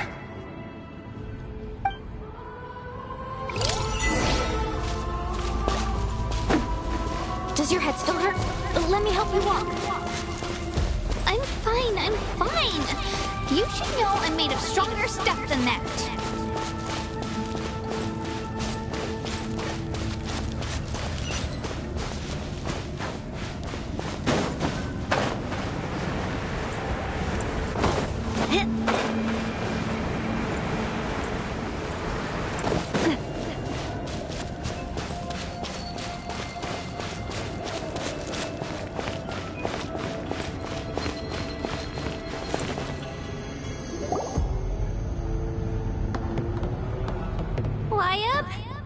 Wyabb!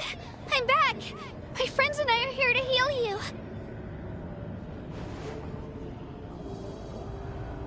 Wyabb?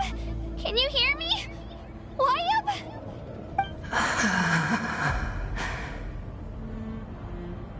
So we were right. The contamination is already too severe. It's preventing the Wyabb from answering our calls. Alright, get ready everyone! Time to purge the abyssal energy from this place! Careful. We've got company. Already? You really think that puny soul could slow me down? Courage in the face of futility is pure folly. He tried to get in my way, so I disposed of him. You killed Malcolm? He would have dispersed with or without me.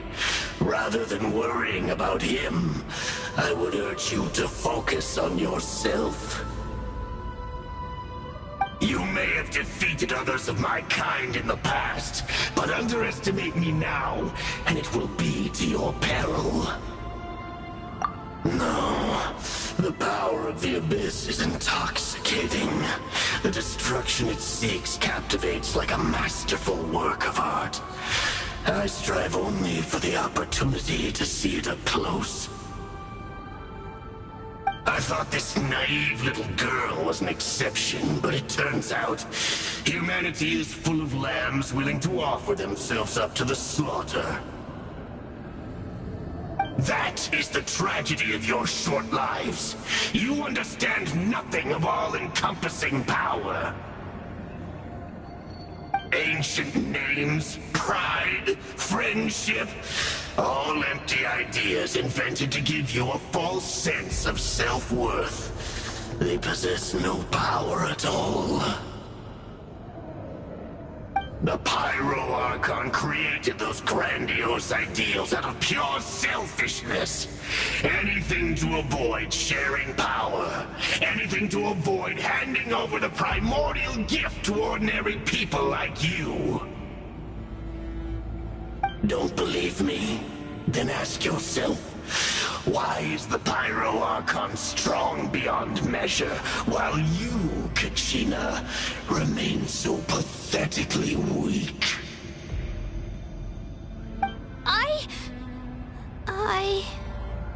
Kachina! Give me your hand.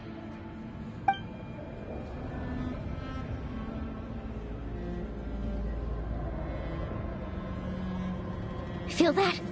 I'm right here next to you. Thanks, Moalani. You're right. I have nothing to fear. Because I'm not alone anymore. You're right. Maybe comforting ideals don't have any power. But you also couldn't be more wrong. You've never had to work for your own strength, so you will never understand the true source of our power. What? The courage we have to stand before you and not back down? It comes from our friendship. The power lies not in the ideal itself, but in our commitment to upholding that ideal, and in our decision to stand together and fight! Well said! Let's go, Kachina. It shouldn't take more than two of us to handle an enemy like this. Sorry in advance, but you deserve what's coming to you! There aren't many in Natlan who can beat us when we're together. It's time he got a taste of that kind of power.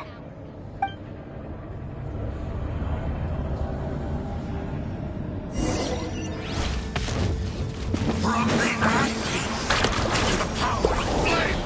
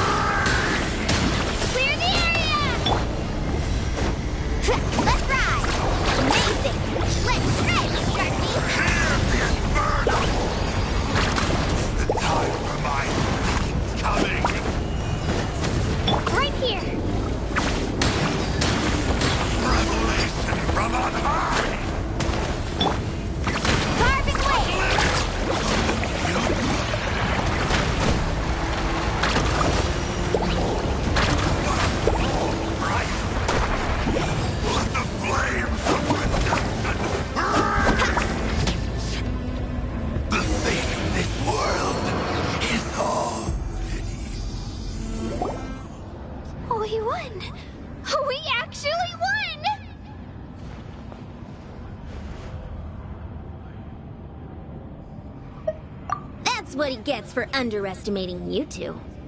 Fantastic work, Kachina! Absolutely fantastic! This makes me so unbelievably happy. I'm happy too, Mualani. Together we really are unstoppable!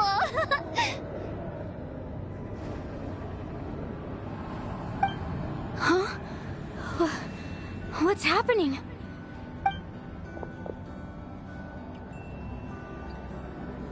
My ancient name is glowing? But I thought I didn't bring it with me. It's probably a projection from the real world. But that doesn't explain why it's glowing all of a sudden. Wait, does that mean you're...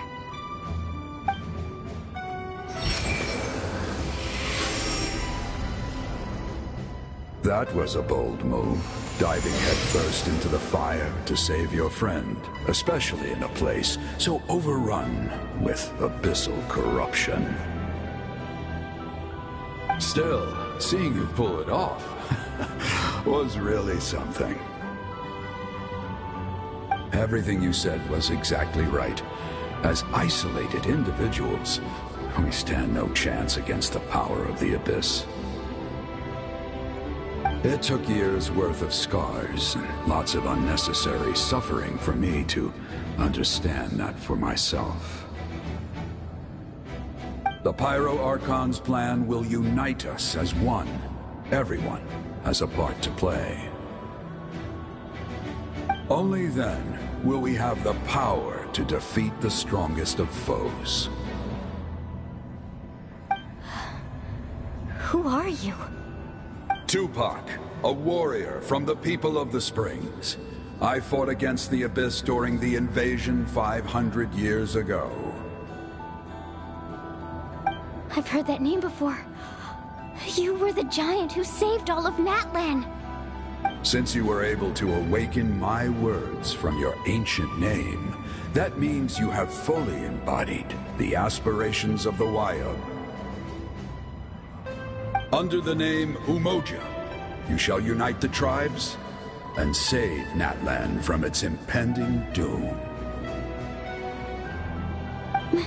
Me?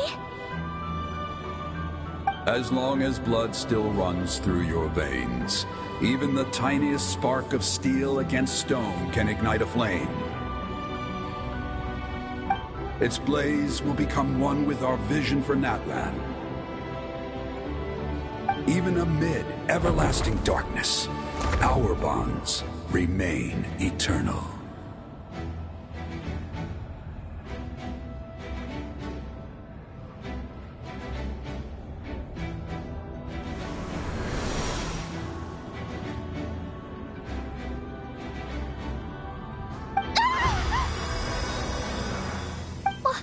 What's wrong, Mualani? So many memories. My brain was just flooded with everything he once knew. So that's what happened. What do you mean? Did you just figure something out?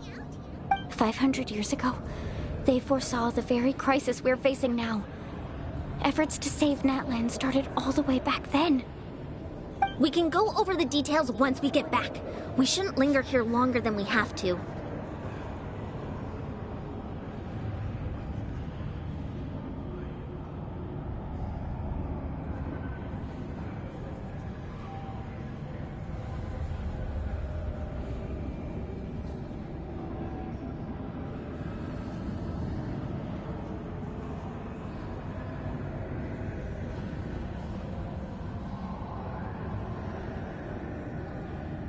I know bits and pieces, but I had no idea Mualani was also part of the plan. This sounds like something that's going to need a lot of explaining. Let's focus on saving the Wayab first.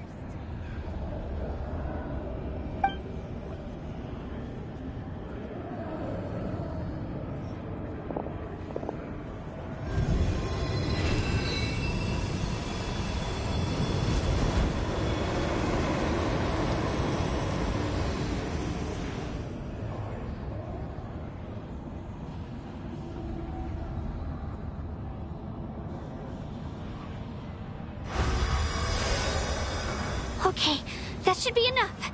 Wayab, Why up? Can you hear me?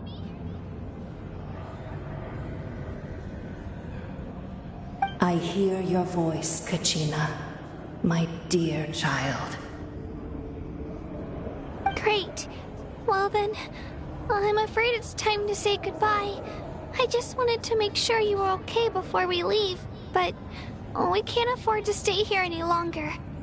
I was going to ask why you bestowed an ancient name upon someone like me, but it's okay.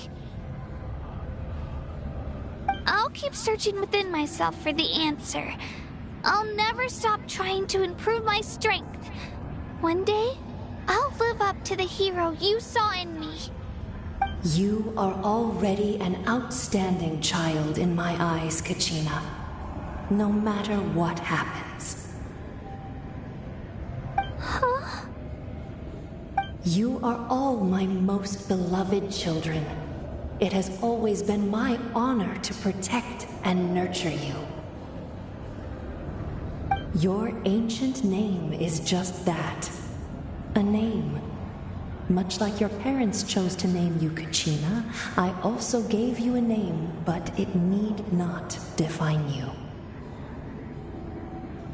Focus on who you want to be.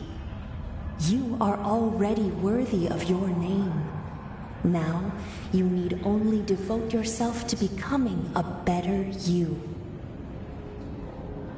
The story of your ancient name is for you to continue. Just like your parents, my love for you will never change, no matter what the future holds.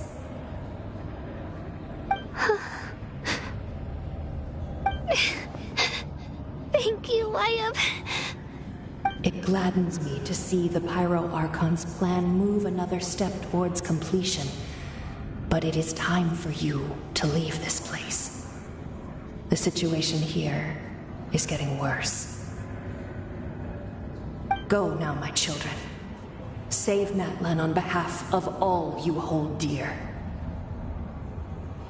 I know we've never met before, Wyatt, but I just wanted to say thank you for encouraging Kachina. It was exactly what she needed to hear. Whoa! What's going on? An earthquake? We're out of time. It's the power of the Abyss. Quick, we need to run!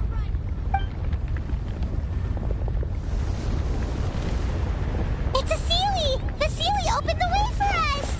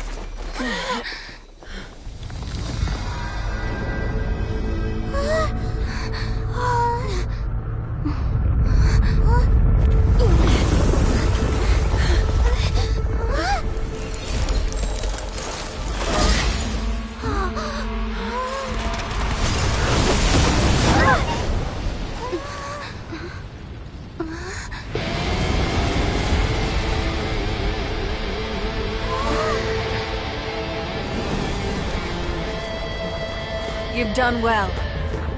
Now come home.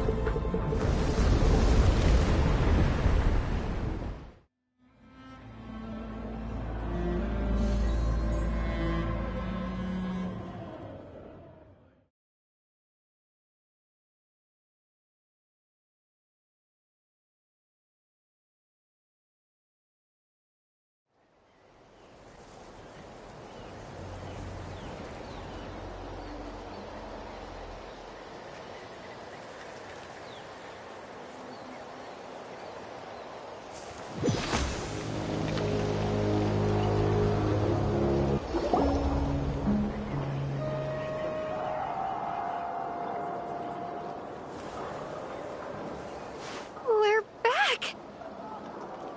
The Pyro Archon saved us. But she's not here. Yeah, didn't she say she used it all up? She's still in the speaker's chamber.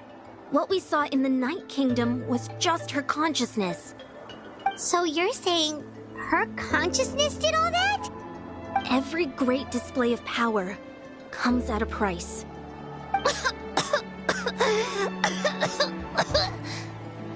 Oh, you must feel terrible, Kachina. Just hold on. We'll get you to a doctor soon. Let's get back to the stadium. The Pyro Archon said she'd have a doctor waiting for us. I recommend getting a full checkup, just to make sure no damage gets left behind. Paimon feels okay. What about you, Traveler? Right.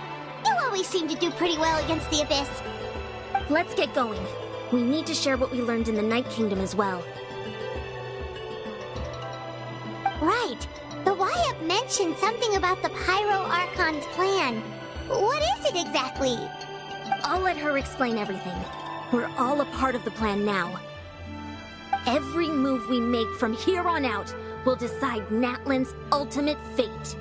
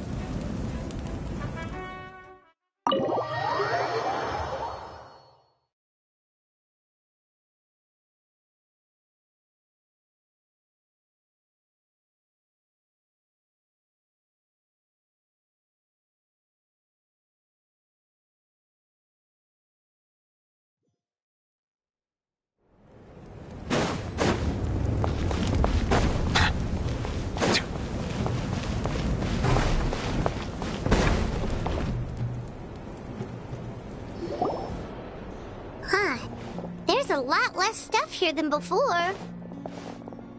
It's good to see you all here in one piece. I know you must have a lot of questions, but let Koichi check you over first. It's best not to let any lingering effects of the Abyss go untreated. Thank goodness you made it back. I came here as soon as the Pyro Archon told me about your plan. Take a seat, everybody. I'll examine you one by one.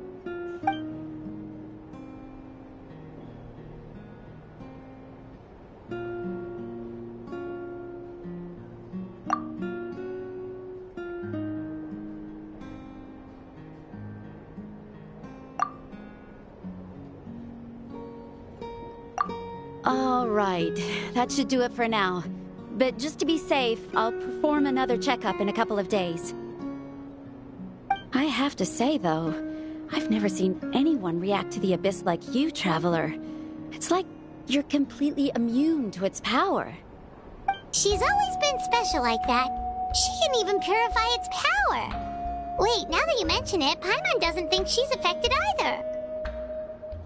Given the current situation, that ability will likely play a great role in the events to come. Of course. I still have patients to see, so I'll head out. Thank you, Koichi. All right. We might not see eye to eye, but we both had good intentions. Just give it time. I'm sure we'll figure things out between us one day. Yeah.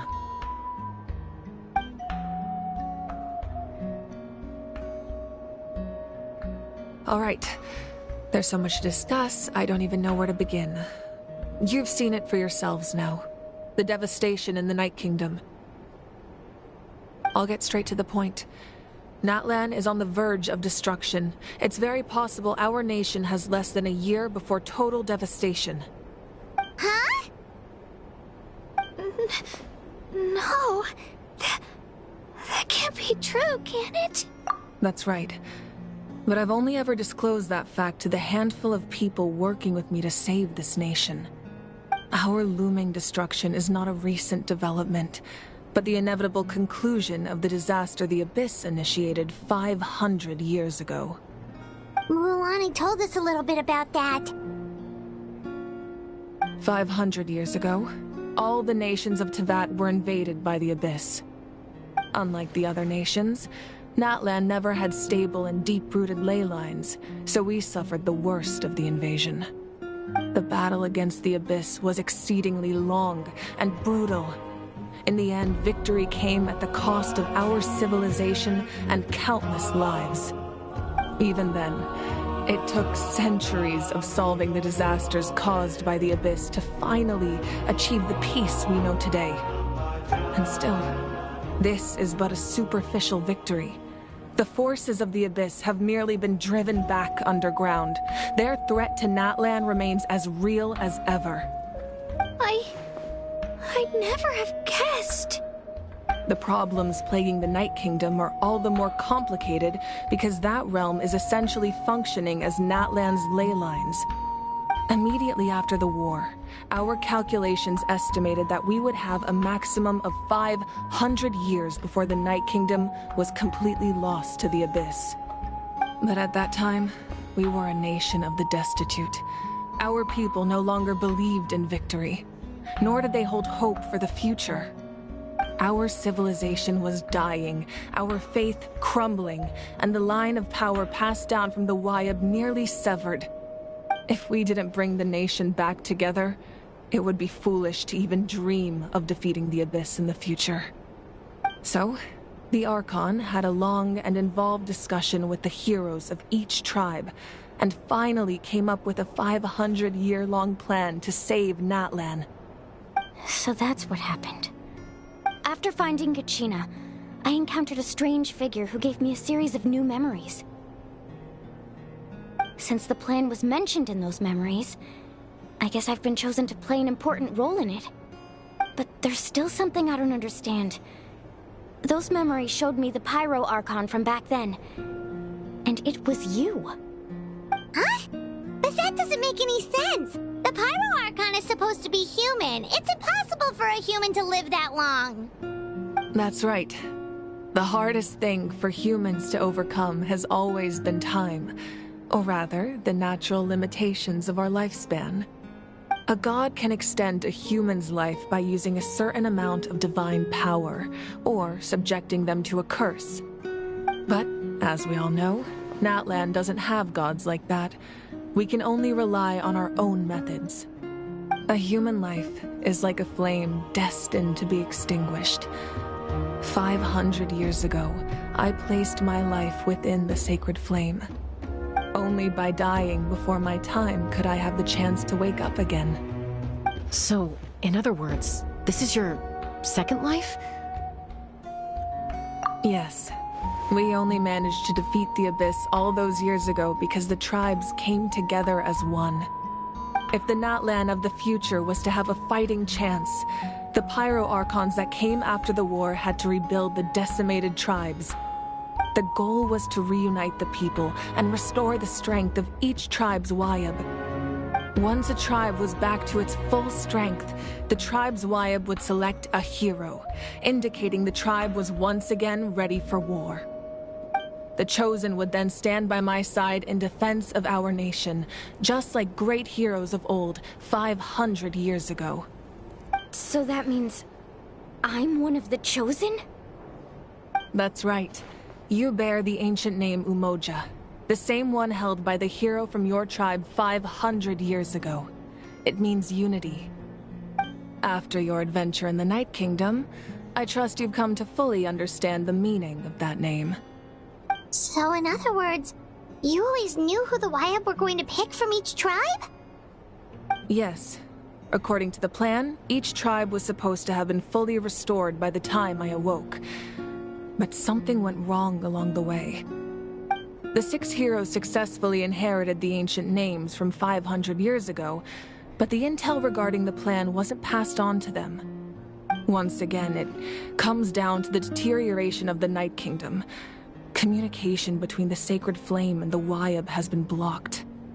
Just like how the Ode of Resurrection failed to bring Kachina back. Exactly. It's just another tactic the Abyss is using against us. The Abyss may not possess intelligence, but its methods certainly aren't easy to counter. If we want to unblock that information from being passed on, my presence alone isn't enough. The ancient name-bearer must establish a greater connection to their name. So, I've tried my best to help them from the sidelines. Currently, Shilonen of the Children of Echoes, Kinich of the Scions of the Canopy, and Iansan of the Collective of Plenty have all been acknowledged by their names. During your adventure, you too earned the acknowledgement of your Wyabb, Mualani. In the process, you gained the memories stored within your name. But we have less than a year! Yes, but we have no choice. We cannot start the plan until all the heroes have been gathered. That's also why I haven't been able to take action despite the urgency of the situation. But if you knew this whole time, why didn't you just tell me about my role in all this? Wouldn't that make everything go a lot faster? Perhaps, but the opposite could also be true. Knowing your destiny too early could mean failing to realize your full potential. Just like your determination to save Kachina, I hope your commitment to this endeavor comes from your own strength of will, rather than a sense of obligation. So I suppose you're not going to tell us who the final 2 heroes are then? That's right. Their time is yet to come. Putting pressure on them beforehand will only hinder their development. I can only trust in the judgment of the Wyabb. I have never believed I could solve this crisis alone. In fact, it was precisely because I chose to trust and rely on others that we managed to get this far. Natlan's salvation lies not in its Archon or any singular individual, but in us all. You're quite perceptive, aren't you? I thought I might get away with avoiding the topic. Huh? Oh, right! All of the stuff you stored here before, where did it all go? Even though I sacrificed my power, I still needed a contingency plan to ensure you would make it back from the Night Kingdom. After all, I was the one who allowed you to take that risk, and Mualani has an important role to play in my plan. In addition to their sentimental value, the items I stored here held a much more important purpose: fuel. Fuel?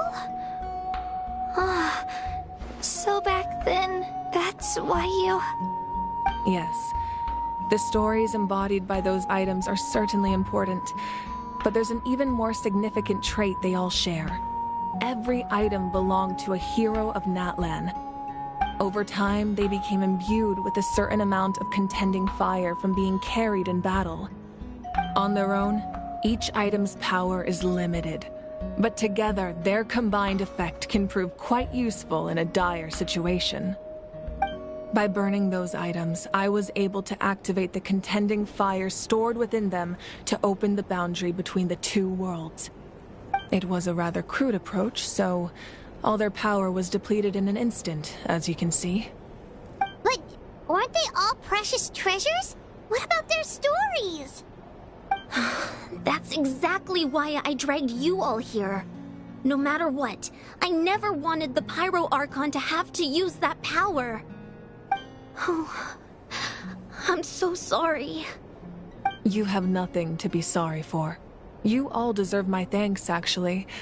If you hadn't saved the totem pole, that area of the Night Kingdom would have been forever lost to the Abyss. And then, it would only be a matter of time before the Children of Echoes was met with disaster. Besides, when those heroes entrusted their belongings to me, or the Pyro Archon of their time, It was out of a desire to contribute to Natlan's survival.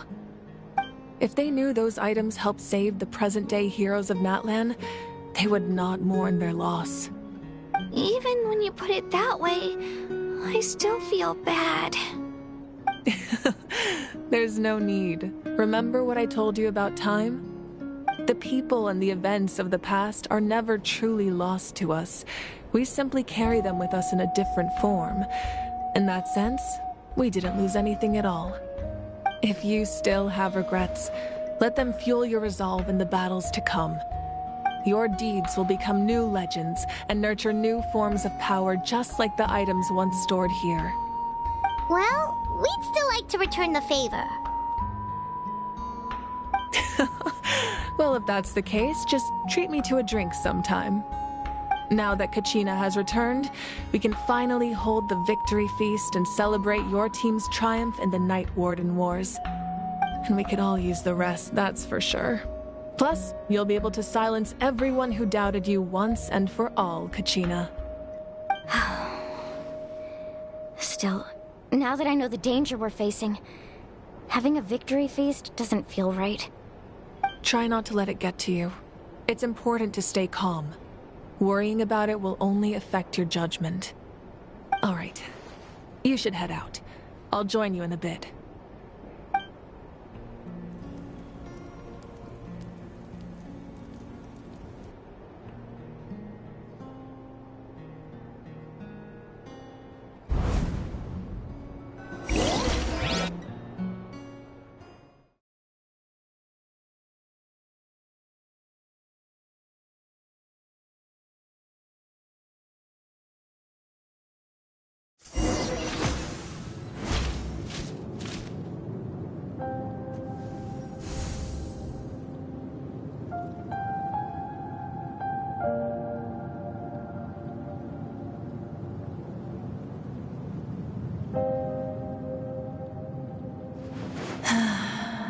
When I was young, I used to sit by the hot springs and listen to the stories of warriors from all over Natlan.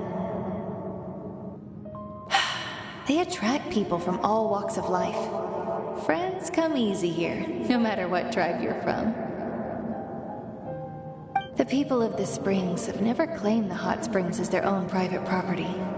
They are there to bring all hot spring buddies together. It's been really nice, seeing the children of my tribe get older. It's helped me gradually understand the true value of the springs. I've witnessed their energy, their determination, their absolute passion for life. Even when they cause trouble, I never managed to hold on to my anger for long. It's unbelievable how quickly they worm their way back into my good graces. I'm certain Mualani will become a great warrior when she grows up. She possesses infinite potential. I can see it. One day, when I'm no longer in fighting form, I'll come here and tell stories to all the children, just like those warriors did for me. So, you better get busy, Pyro Archon, or I'll end up running out of stories.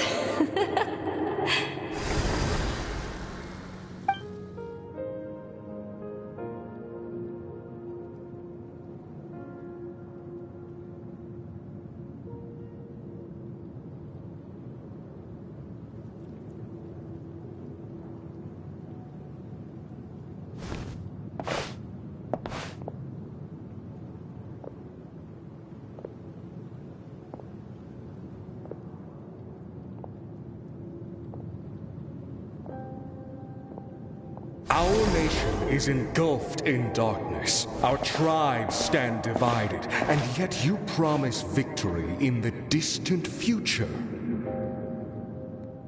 The Abyss is a cunning enemy, one that I faced in battle many times. Were that not the case, I would never understand exercising this degree of caution. My rage will never know absolution, and my power will no longer aid you in victory. But you came to me because you knew you could convince me with just a single sentence. I understand your choice. The heroes of today will forge the path ahead with blood and fire. Just remember to earn us the victory we are owed. Otherwise, rest assured, I'll find a way to collect the debt. For Natlan.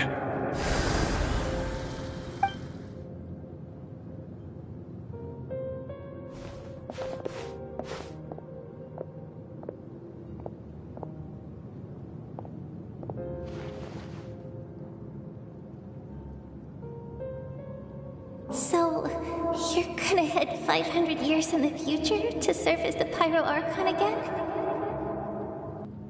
But what about the you from right now? You're just gonna die? You can't ask her those questions and expect her to answer, my dear. The decision is hers to make, and she deserves our support. We will do everything we can to rebuild the tribes. Don't you worry. Even across time, we will all do our part to fight for Natlan's future. Yeah, Mom's right. We'll always believe in you, sis. Oh, seriously though, Dad should be here. Where is he? I imagine he didn't know what to say, so he chose not to come at all. Don't take it to heart, my dear. That's just who he is.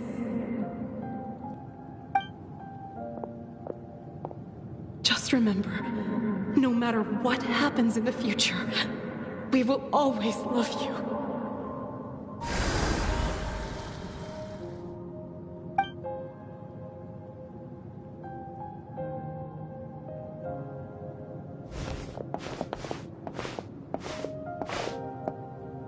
I'll come find you one day. I know I can't live that long, but I'll think of something. There has to be a way for us to meet again one day. If there's an answer out there somewhere, I'm gonna find it. So, don't forget about me.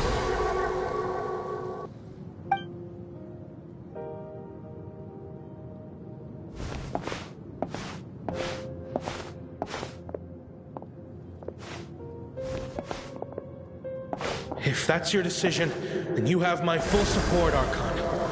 May our children live to see such a lovely son. For Natlan! No one fights alone.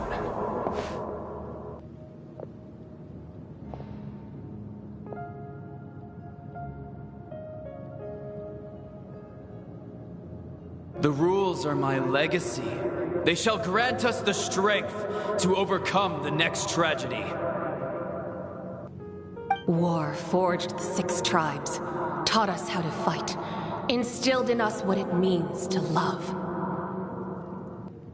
Who will be the one to bring this to an end?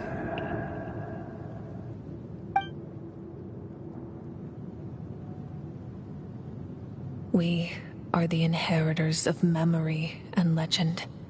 Those who grew alongside sun and wind. Those who forged our own destiny and future. That is Natlan's fire. The lifeblood of our nation.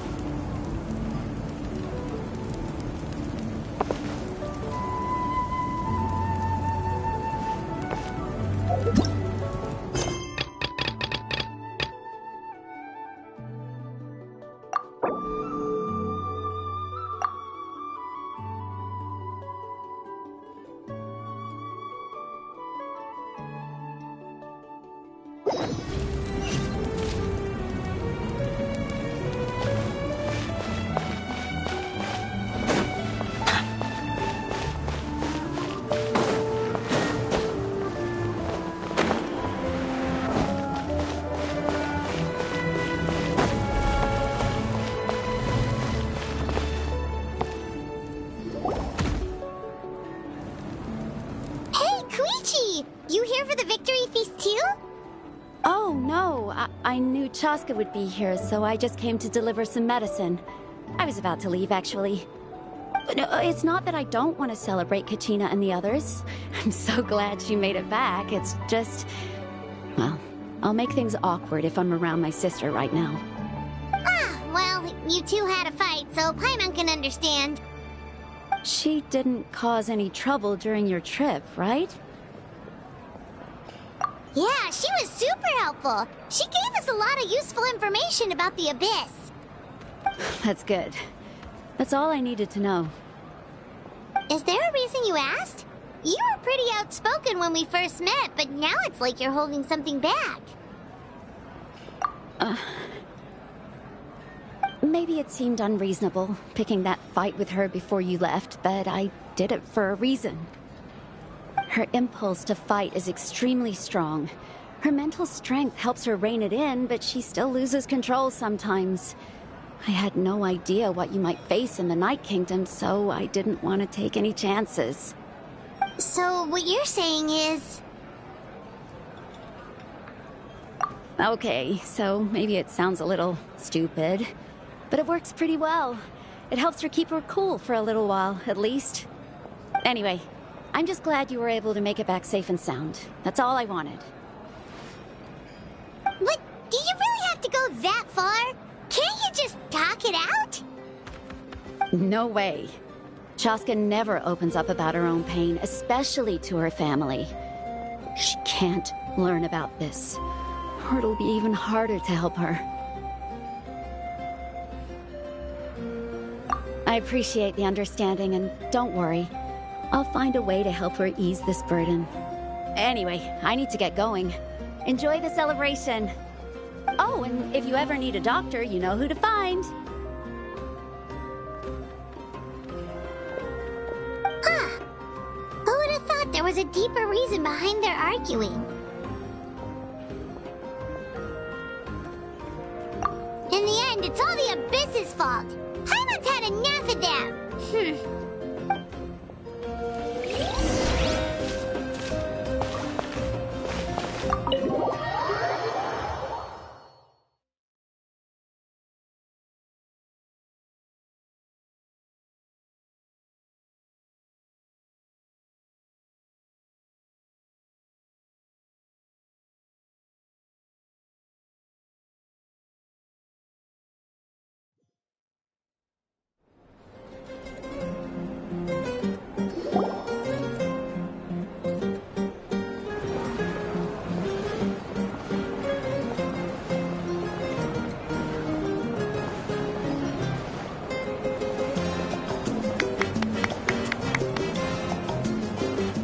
Let's give a huge round of applause to our brave young warrior, Kachina!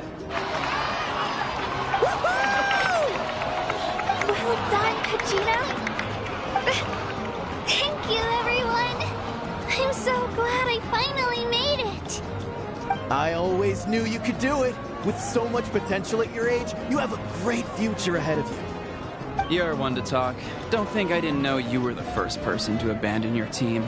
I'll be dealing with you when we get back. I had no choice.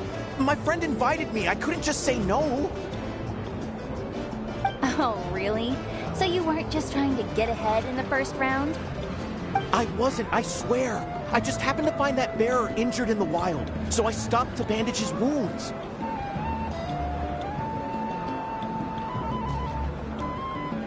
When he insisted on repaying the favor, what was I supposed to do?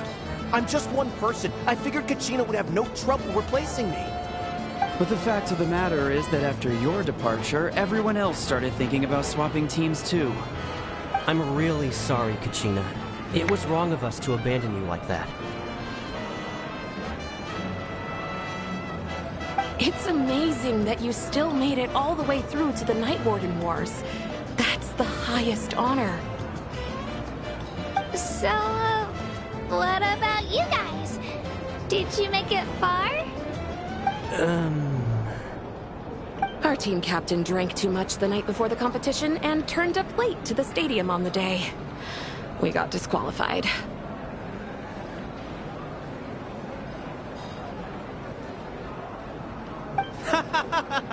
Serves you all right. No sympathy for me.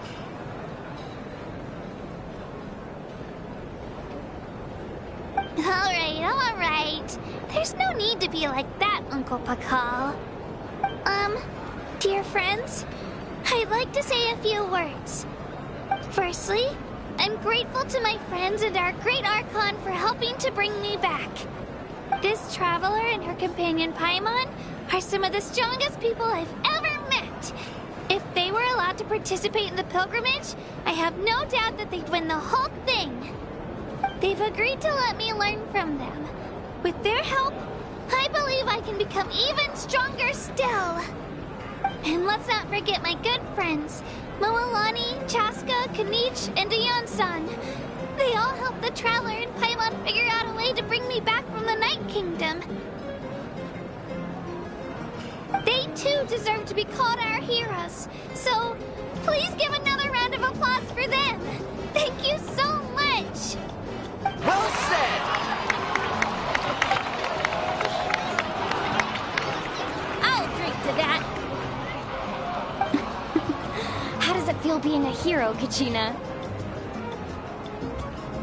To be honest, it's a bit overwhelming. It all just feels so surreal. Well, you better get used to it. Next up, undefeated champion! Hey, please don't make fun of me.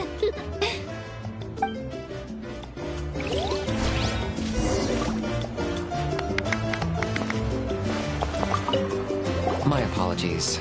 I knew more than I let on. Everything comes at a price, and most heroes aren't people who set out to become a hero. If you cling too tightly to your goal, you end up losing things that are far more precious. But in any case, we're now on the same page. I wonder how long before the two final heroes appear. From the Flower Feather Clan and the Masters of the Night Wind.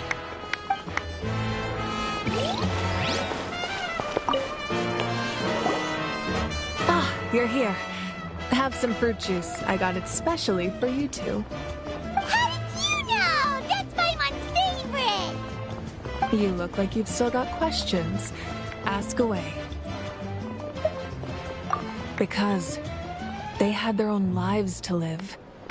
The thought of telling them, abandon your families and everyone you love, and come with me to the end of time, for in 500 years Natlan will be destroyed, it seemed too cruel. You could just as easily point out that everything in this world would come to an end eventually. But life is short. And beyond a point, it just doesn't seem real. Imagine if I said, let's leave right now, and go save the sun because it'll flame out in a few million years. It would sound quite ridiculous. I couldn't make them shoulder that burden with me.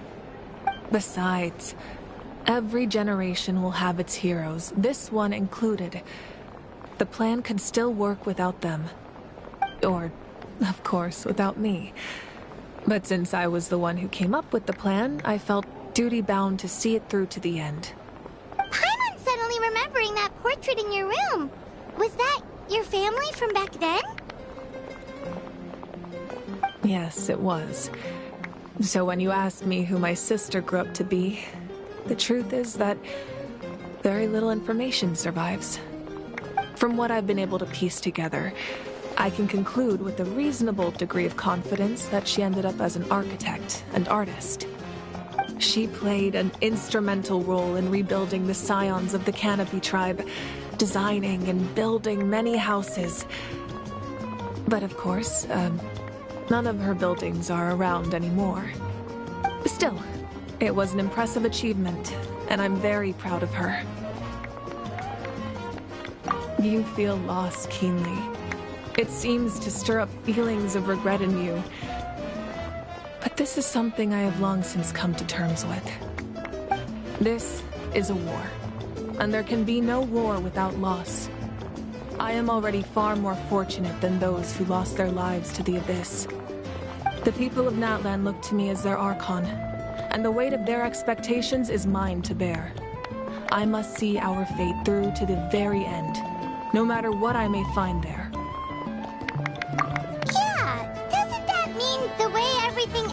has already been written, including your plan? I suppose, but so what? Don't forget, time takes many forms.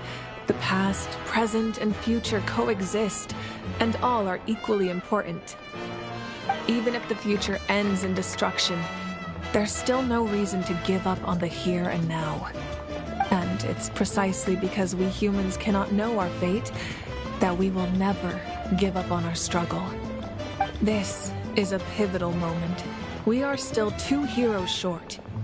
Well, 3 to be precise. There's one further hero who I'm hoping to get on my side, whatever it takes. Your resistance to the corrupting power of the Abyss is truly remarkable. It would easily make you an all-important figure in the upcoming battle. If you agree to join us, you will not only gain my full support in your journey, but I will also forge a brand new ancient name for you. Ancient names can be forged? They can. Several strict conditions must be met, but if they couldn't be forged at all, then the number of them in circulation would have long dwindled to 0. Possessing an ancient name would mean that your adventures in Natlan are recorded in full. Your stories would be remembered by our people for all the years to come. The Ode of Resurrection may have temporarily lost its power, but still, take this as my personal guarantee that I shall never let you fall. Just like in the Night Kingdom, I will be there for you. That is a promise I will fulfill at all costs. This nation always honors its heroes. Yeah, we can't just ignore the situation here. Wonderful. Then I'll reach out to Shilonin right away. She's the one who will forge the name. We've never forged an ancient name for an Outlander before, but I trust she'll find a way.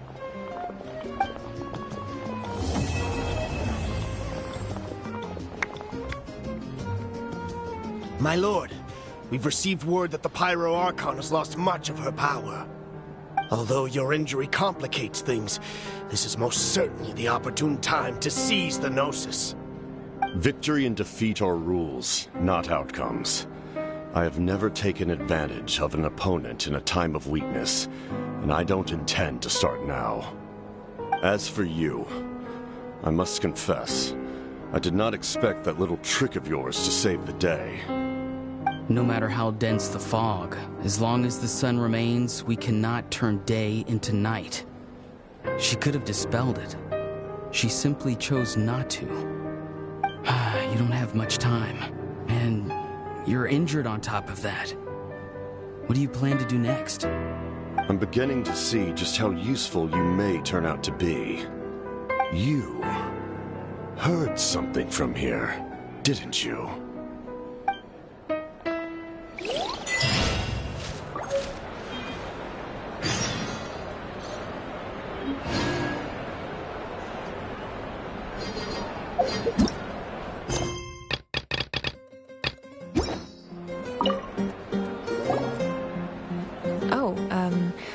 Something else you'd like to ask? Well, our intel suggests he hasn't made any new movements yet. Although Kenichi's investigation helped us confirm that he's being aided by someone from the Masters of the Nightwind. I'm getting closer to narrowing down who that may be, but it's still unclear whether this person aided the captain out of willingness or coercion. If you learn anything about this during your adventures, please let me know. Something else you'd like to ask? The Abyss is the most formidable enemy in all of Teyvat. In the beginning, it took failure and tragedy to even begin to learn how to fight back. All of the methods you've seen in other nations were developed based on experience and insight passed down over generations. We know them to work, but few of us actually understand why. For the method we use here in St. I'm afraid you might have to seek answers from someone older than the position of Pyro Archon itself. Something else you'd like to ask? That also comes down to the long-standing effects of the Abyss. Our people's survival is inextricably tied to the Wyab, but their power has its limits. They cannot offer our people the same degree of protection outside our borders. In fact, people who do decide to leave often suffer from memory loss and emotional issues. Everyone in Natlan understands this. That's why our people never leave without a good cause. Even if someone is left with no choice, the chief of their tribe must seek approval with the Wyab to grant them leave. And the Wyab have always been very strict about granting that approval, since extending protection beyond our borders means consuming power reserved for our fight against the Abyss. Still, there's no need to worry. The Wyab extend their protection to all within Natlan, including visitors from afar. Oh, something else you'd like to ask?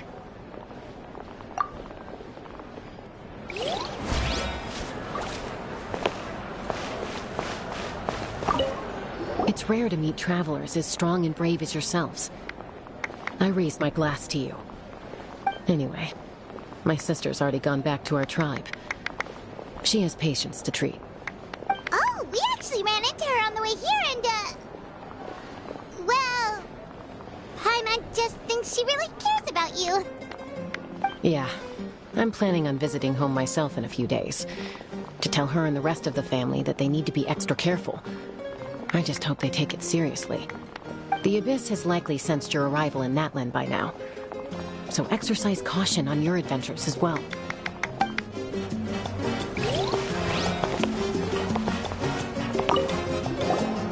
It cost us a lot, but we got Kachina back safely, and that's what matters. There'll be even tougher challenges coming our way in the days ahead, though. We'll have to train harder, make sure we're in peak condition.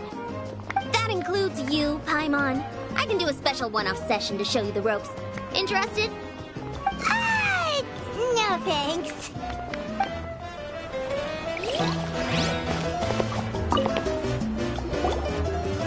At previous victory feasts, you'd always find me in the crowd singing and dancing.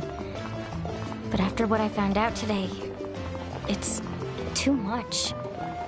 I'm still trying to process it. It does feel weird seeing you so out of sorts.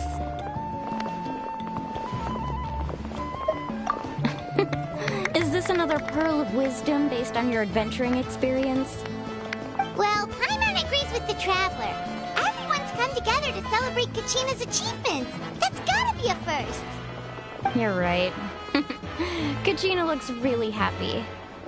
And now I'm being the moody one. Ugh, enough doom and gloom. Time to shake it off.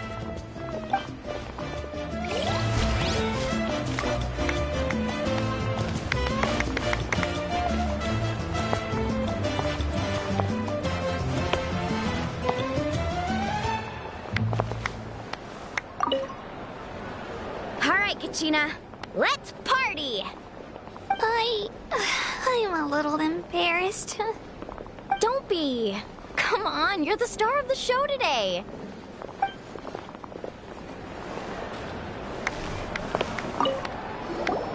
I've been through so much all at once. Everything still kind of feels like a dream. Are you still feeling unwell? Nope, all better now. I told you I bounced back pretty quick, so don't worry about me. I bet you guys must be tired, though.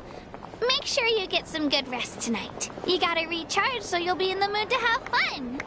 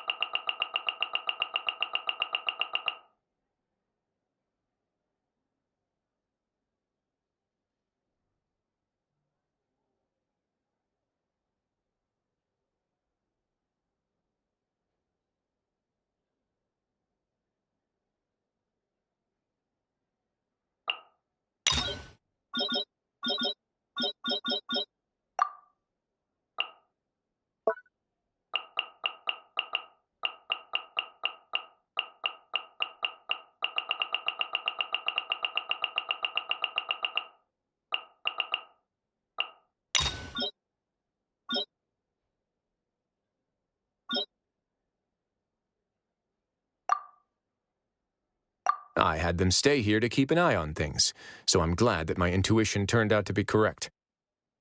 Perform a thorough search of the Society's headquarters and bring all the members to me.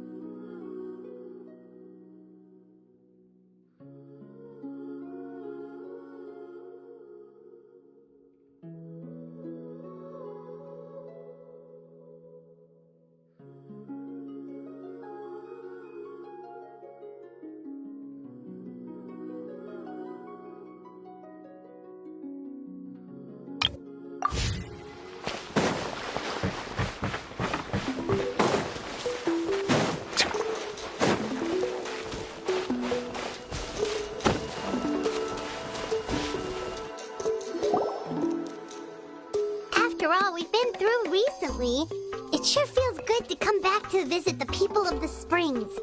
It's been a while since we last got in touch with Mualani. Wonder what she's up to now. Have Mualani be our guide. Oh, Paimon just remembered something! Do you remember that journey to the mysterious island that we were never able to complete? Yeah, that's the one! Paimon remembers the chief of the people of the springs told us that we must find a guide we could trust with our lives. That would make Mualani the perfect choice, wouldn't it? We can invite her to be our guide and set off for the island! As qualified adventurers, we should never give up! Well, we should always keep the treasure in mind, shouldn't we? Come on, let's go find Mualani!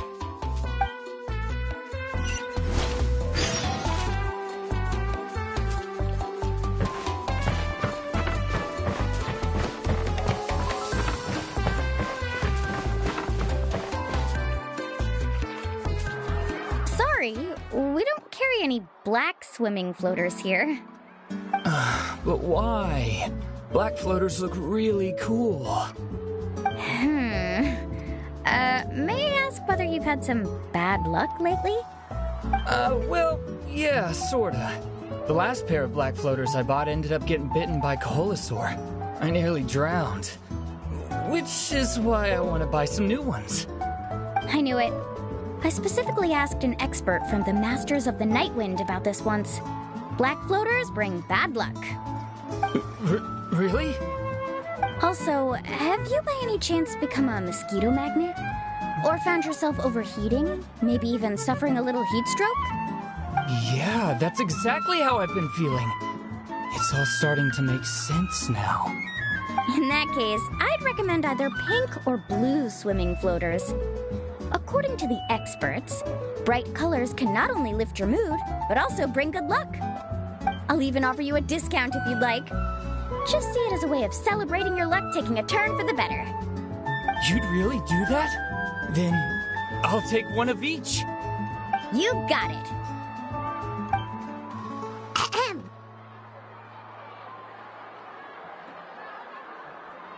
Well, hello there!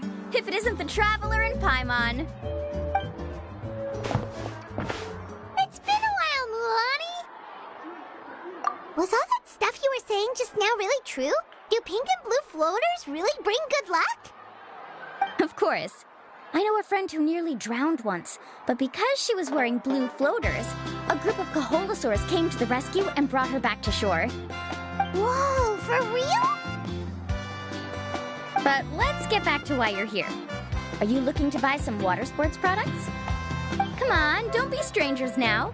I can give you whatever you need. You are guests here, after all. It's only natural for me to give some gifts to you. No, we actually came here to ask you to be our guide. Well, you've come to the right person. So, where do you want to go? We want to visit the mysterious island from the legend. A trip to the mysterious island? Oh. Do you have any concerns, Mualani? I assume you're already aware of how difficult the trip will be, right? Yep, Your chief has already made that pretty clear. But with our adventuring experience and with you as our guide, we'll definitely be able to reach the mysterious island. Then I'll have to explain some things to you first. I learned all my skills as a guide from Uncle New, and he's the best guide in the whole tribe. But apparently, even he has never successfully reached the island. With a good guide to lead the way, a journey should usually be fun and pleasant. However, going to the mysterious island is different, and I don't know if I can guarantee that. But since it's you two asking, I definitely won't refuse. It's just my duty as a guide to explain these things before I officially agree to go on the journey. Paimon thought this would be a piece of cake for you, but it seems like we're actually asking a lot. Paimon will feel really guilty to make a friend go through a bunch of trouble just for the sake of finding some treasure. Mualani? Whoa, what's the hurry? Come on, what are you waiting for? Kolo just got back to the tribe. I heard he found another underground ruin full of treasure. Oh, Kolo's back. Wait for me. Who's Kolo? Oh, he's currently ranked as the #1 guide in the People of the Springs. Besides the tribe's first chief, he's the only other guide who's ever made it to the mysterious island. Really? He's always out and about, so we don't get to see him often. Sounds like this is quite an occasion, though. Let's go check it out. Let me put up the closed sign first. Okay, come with me.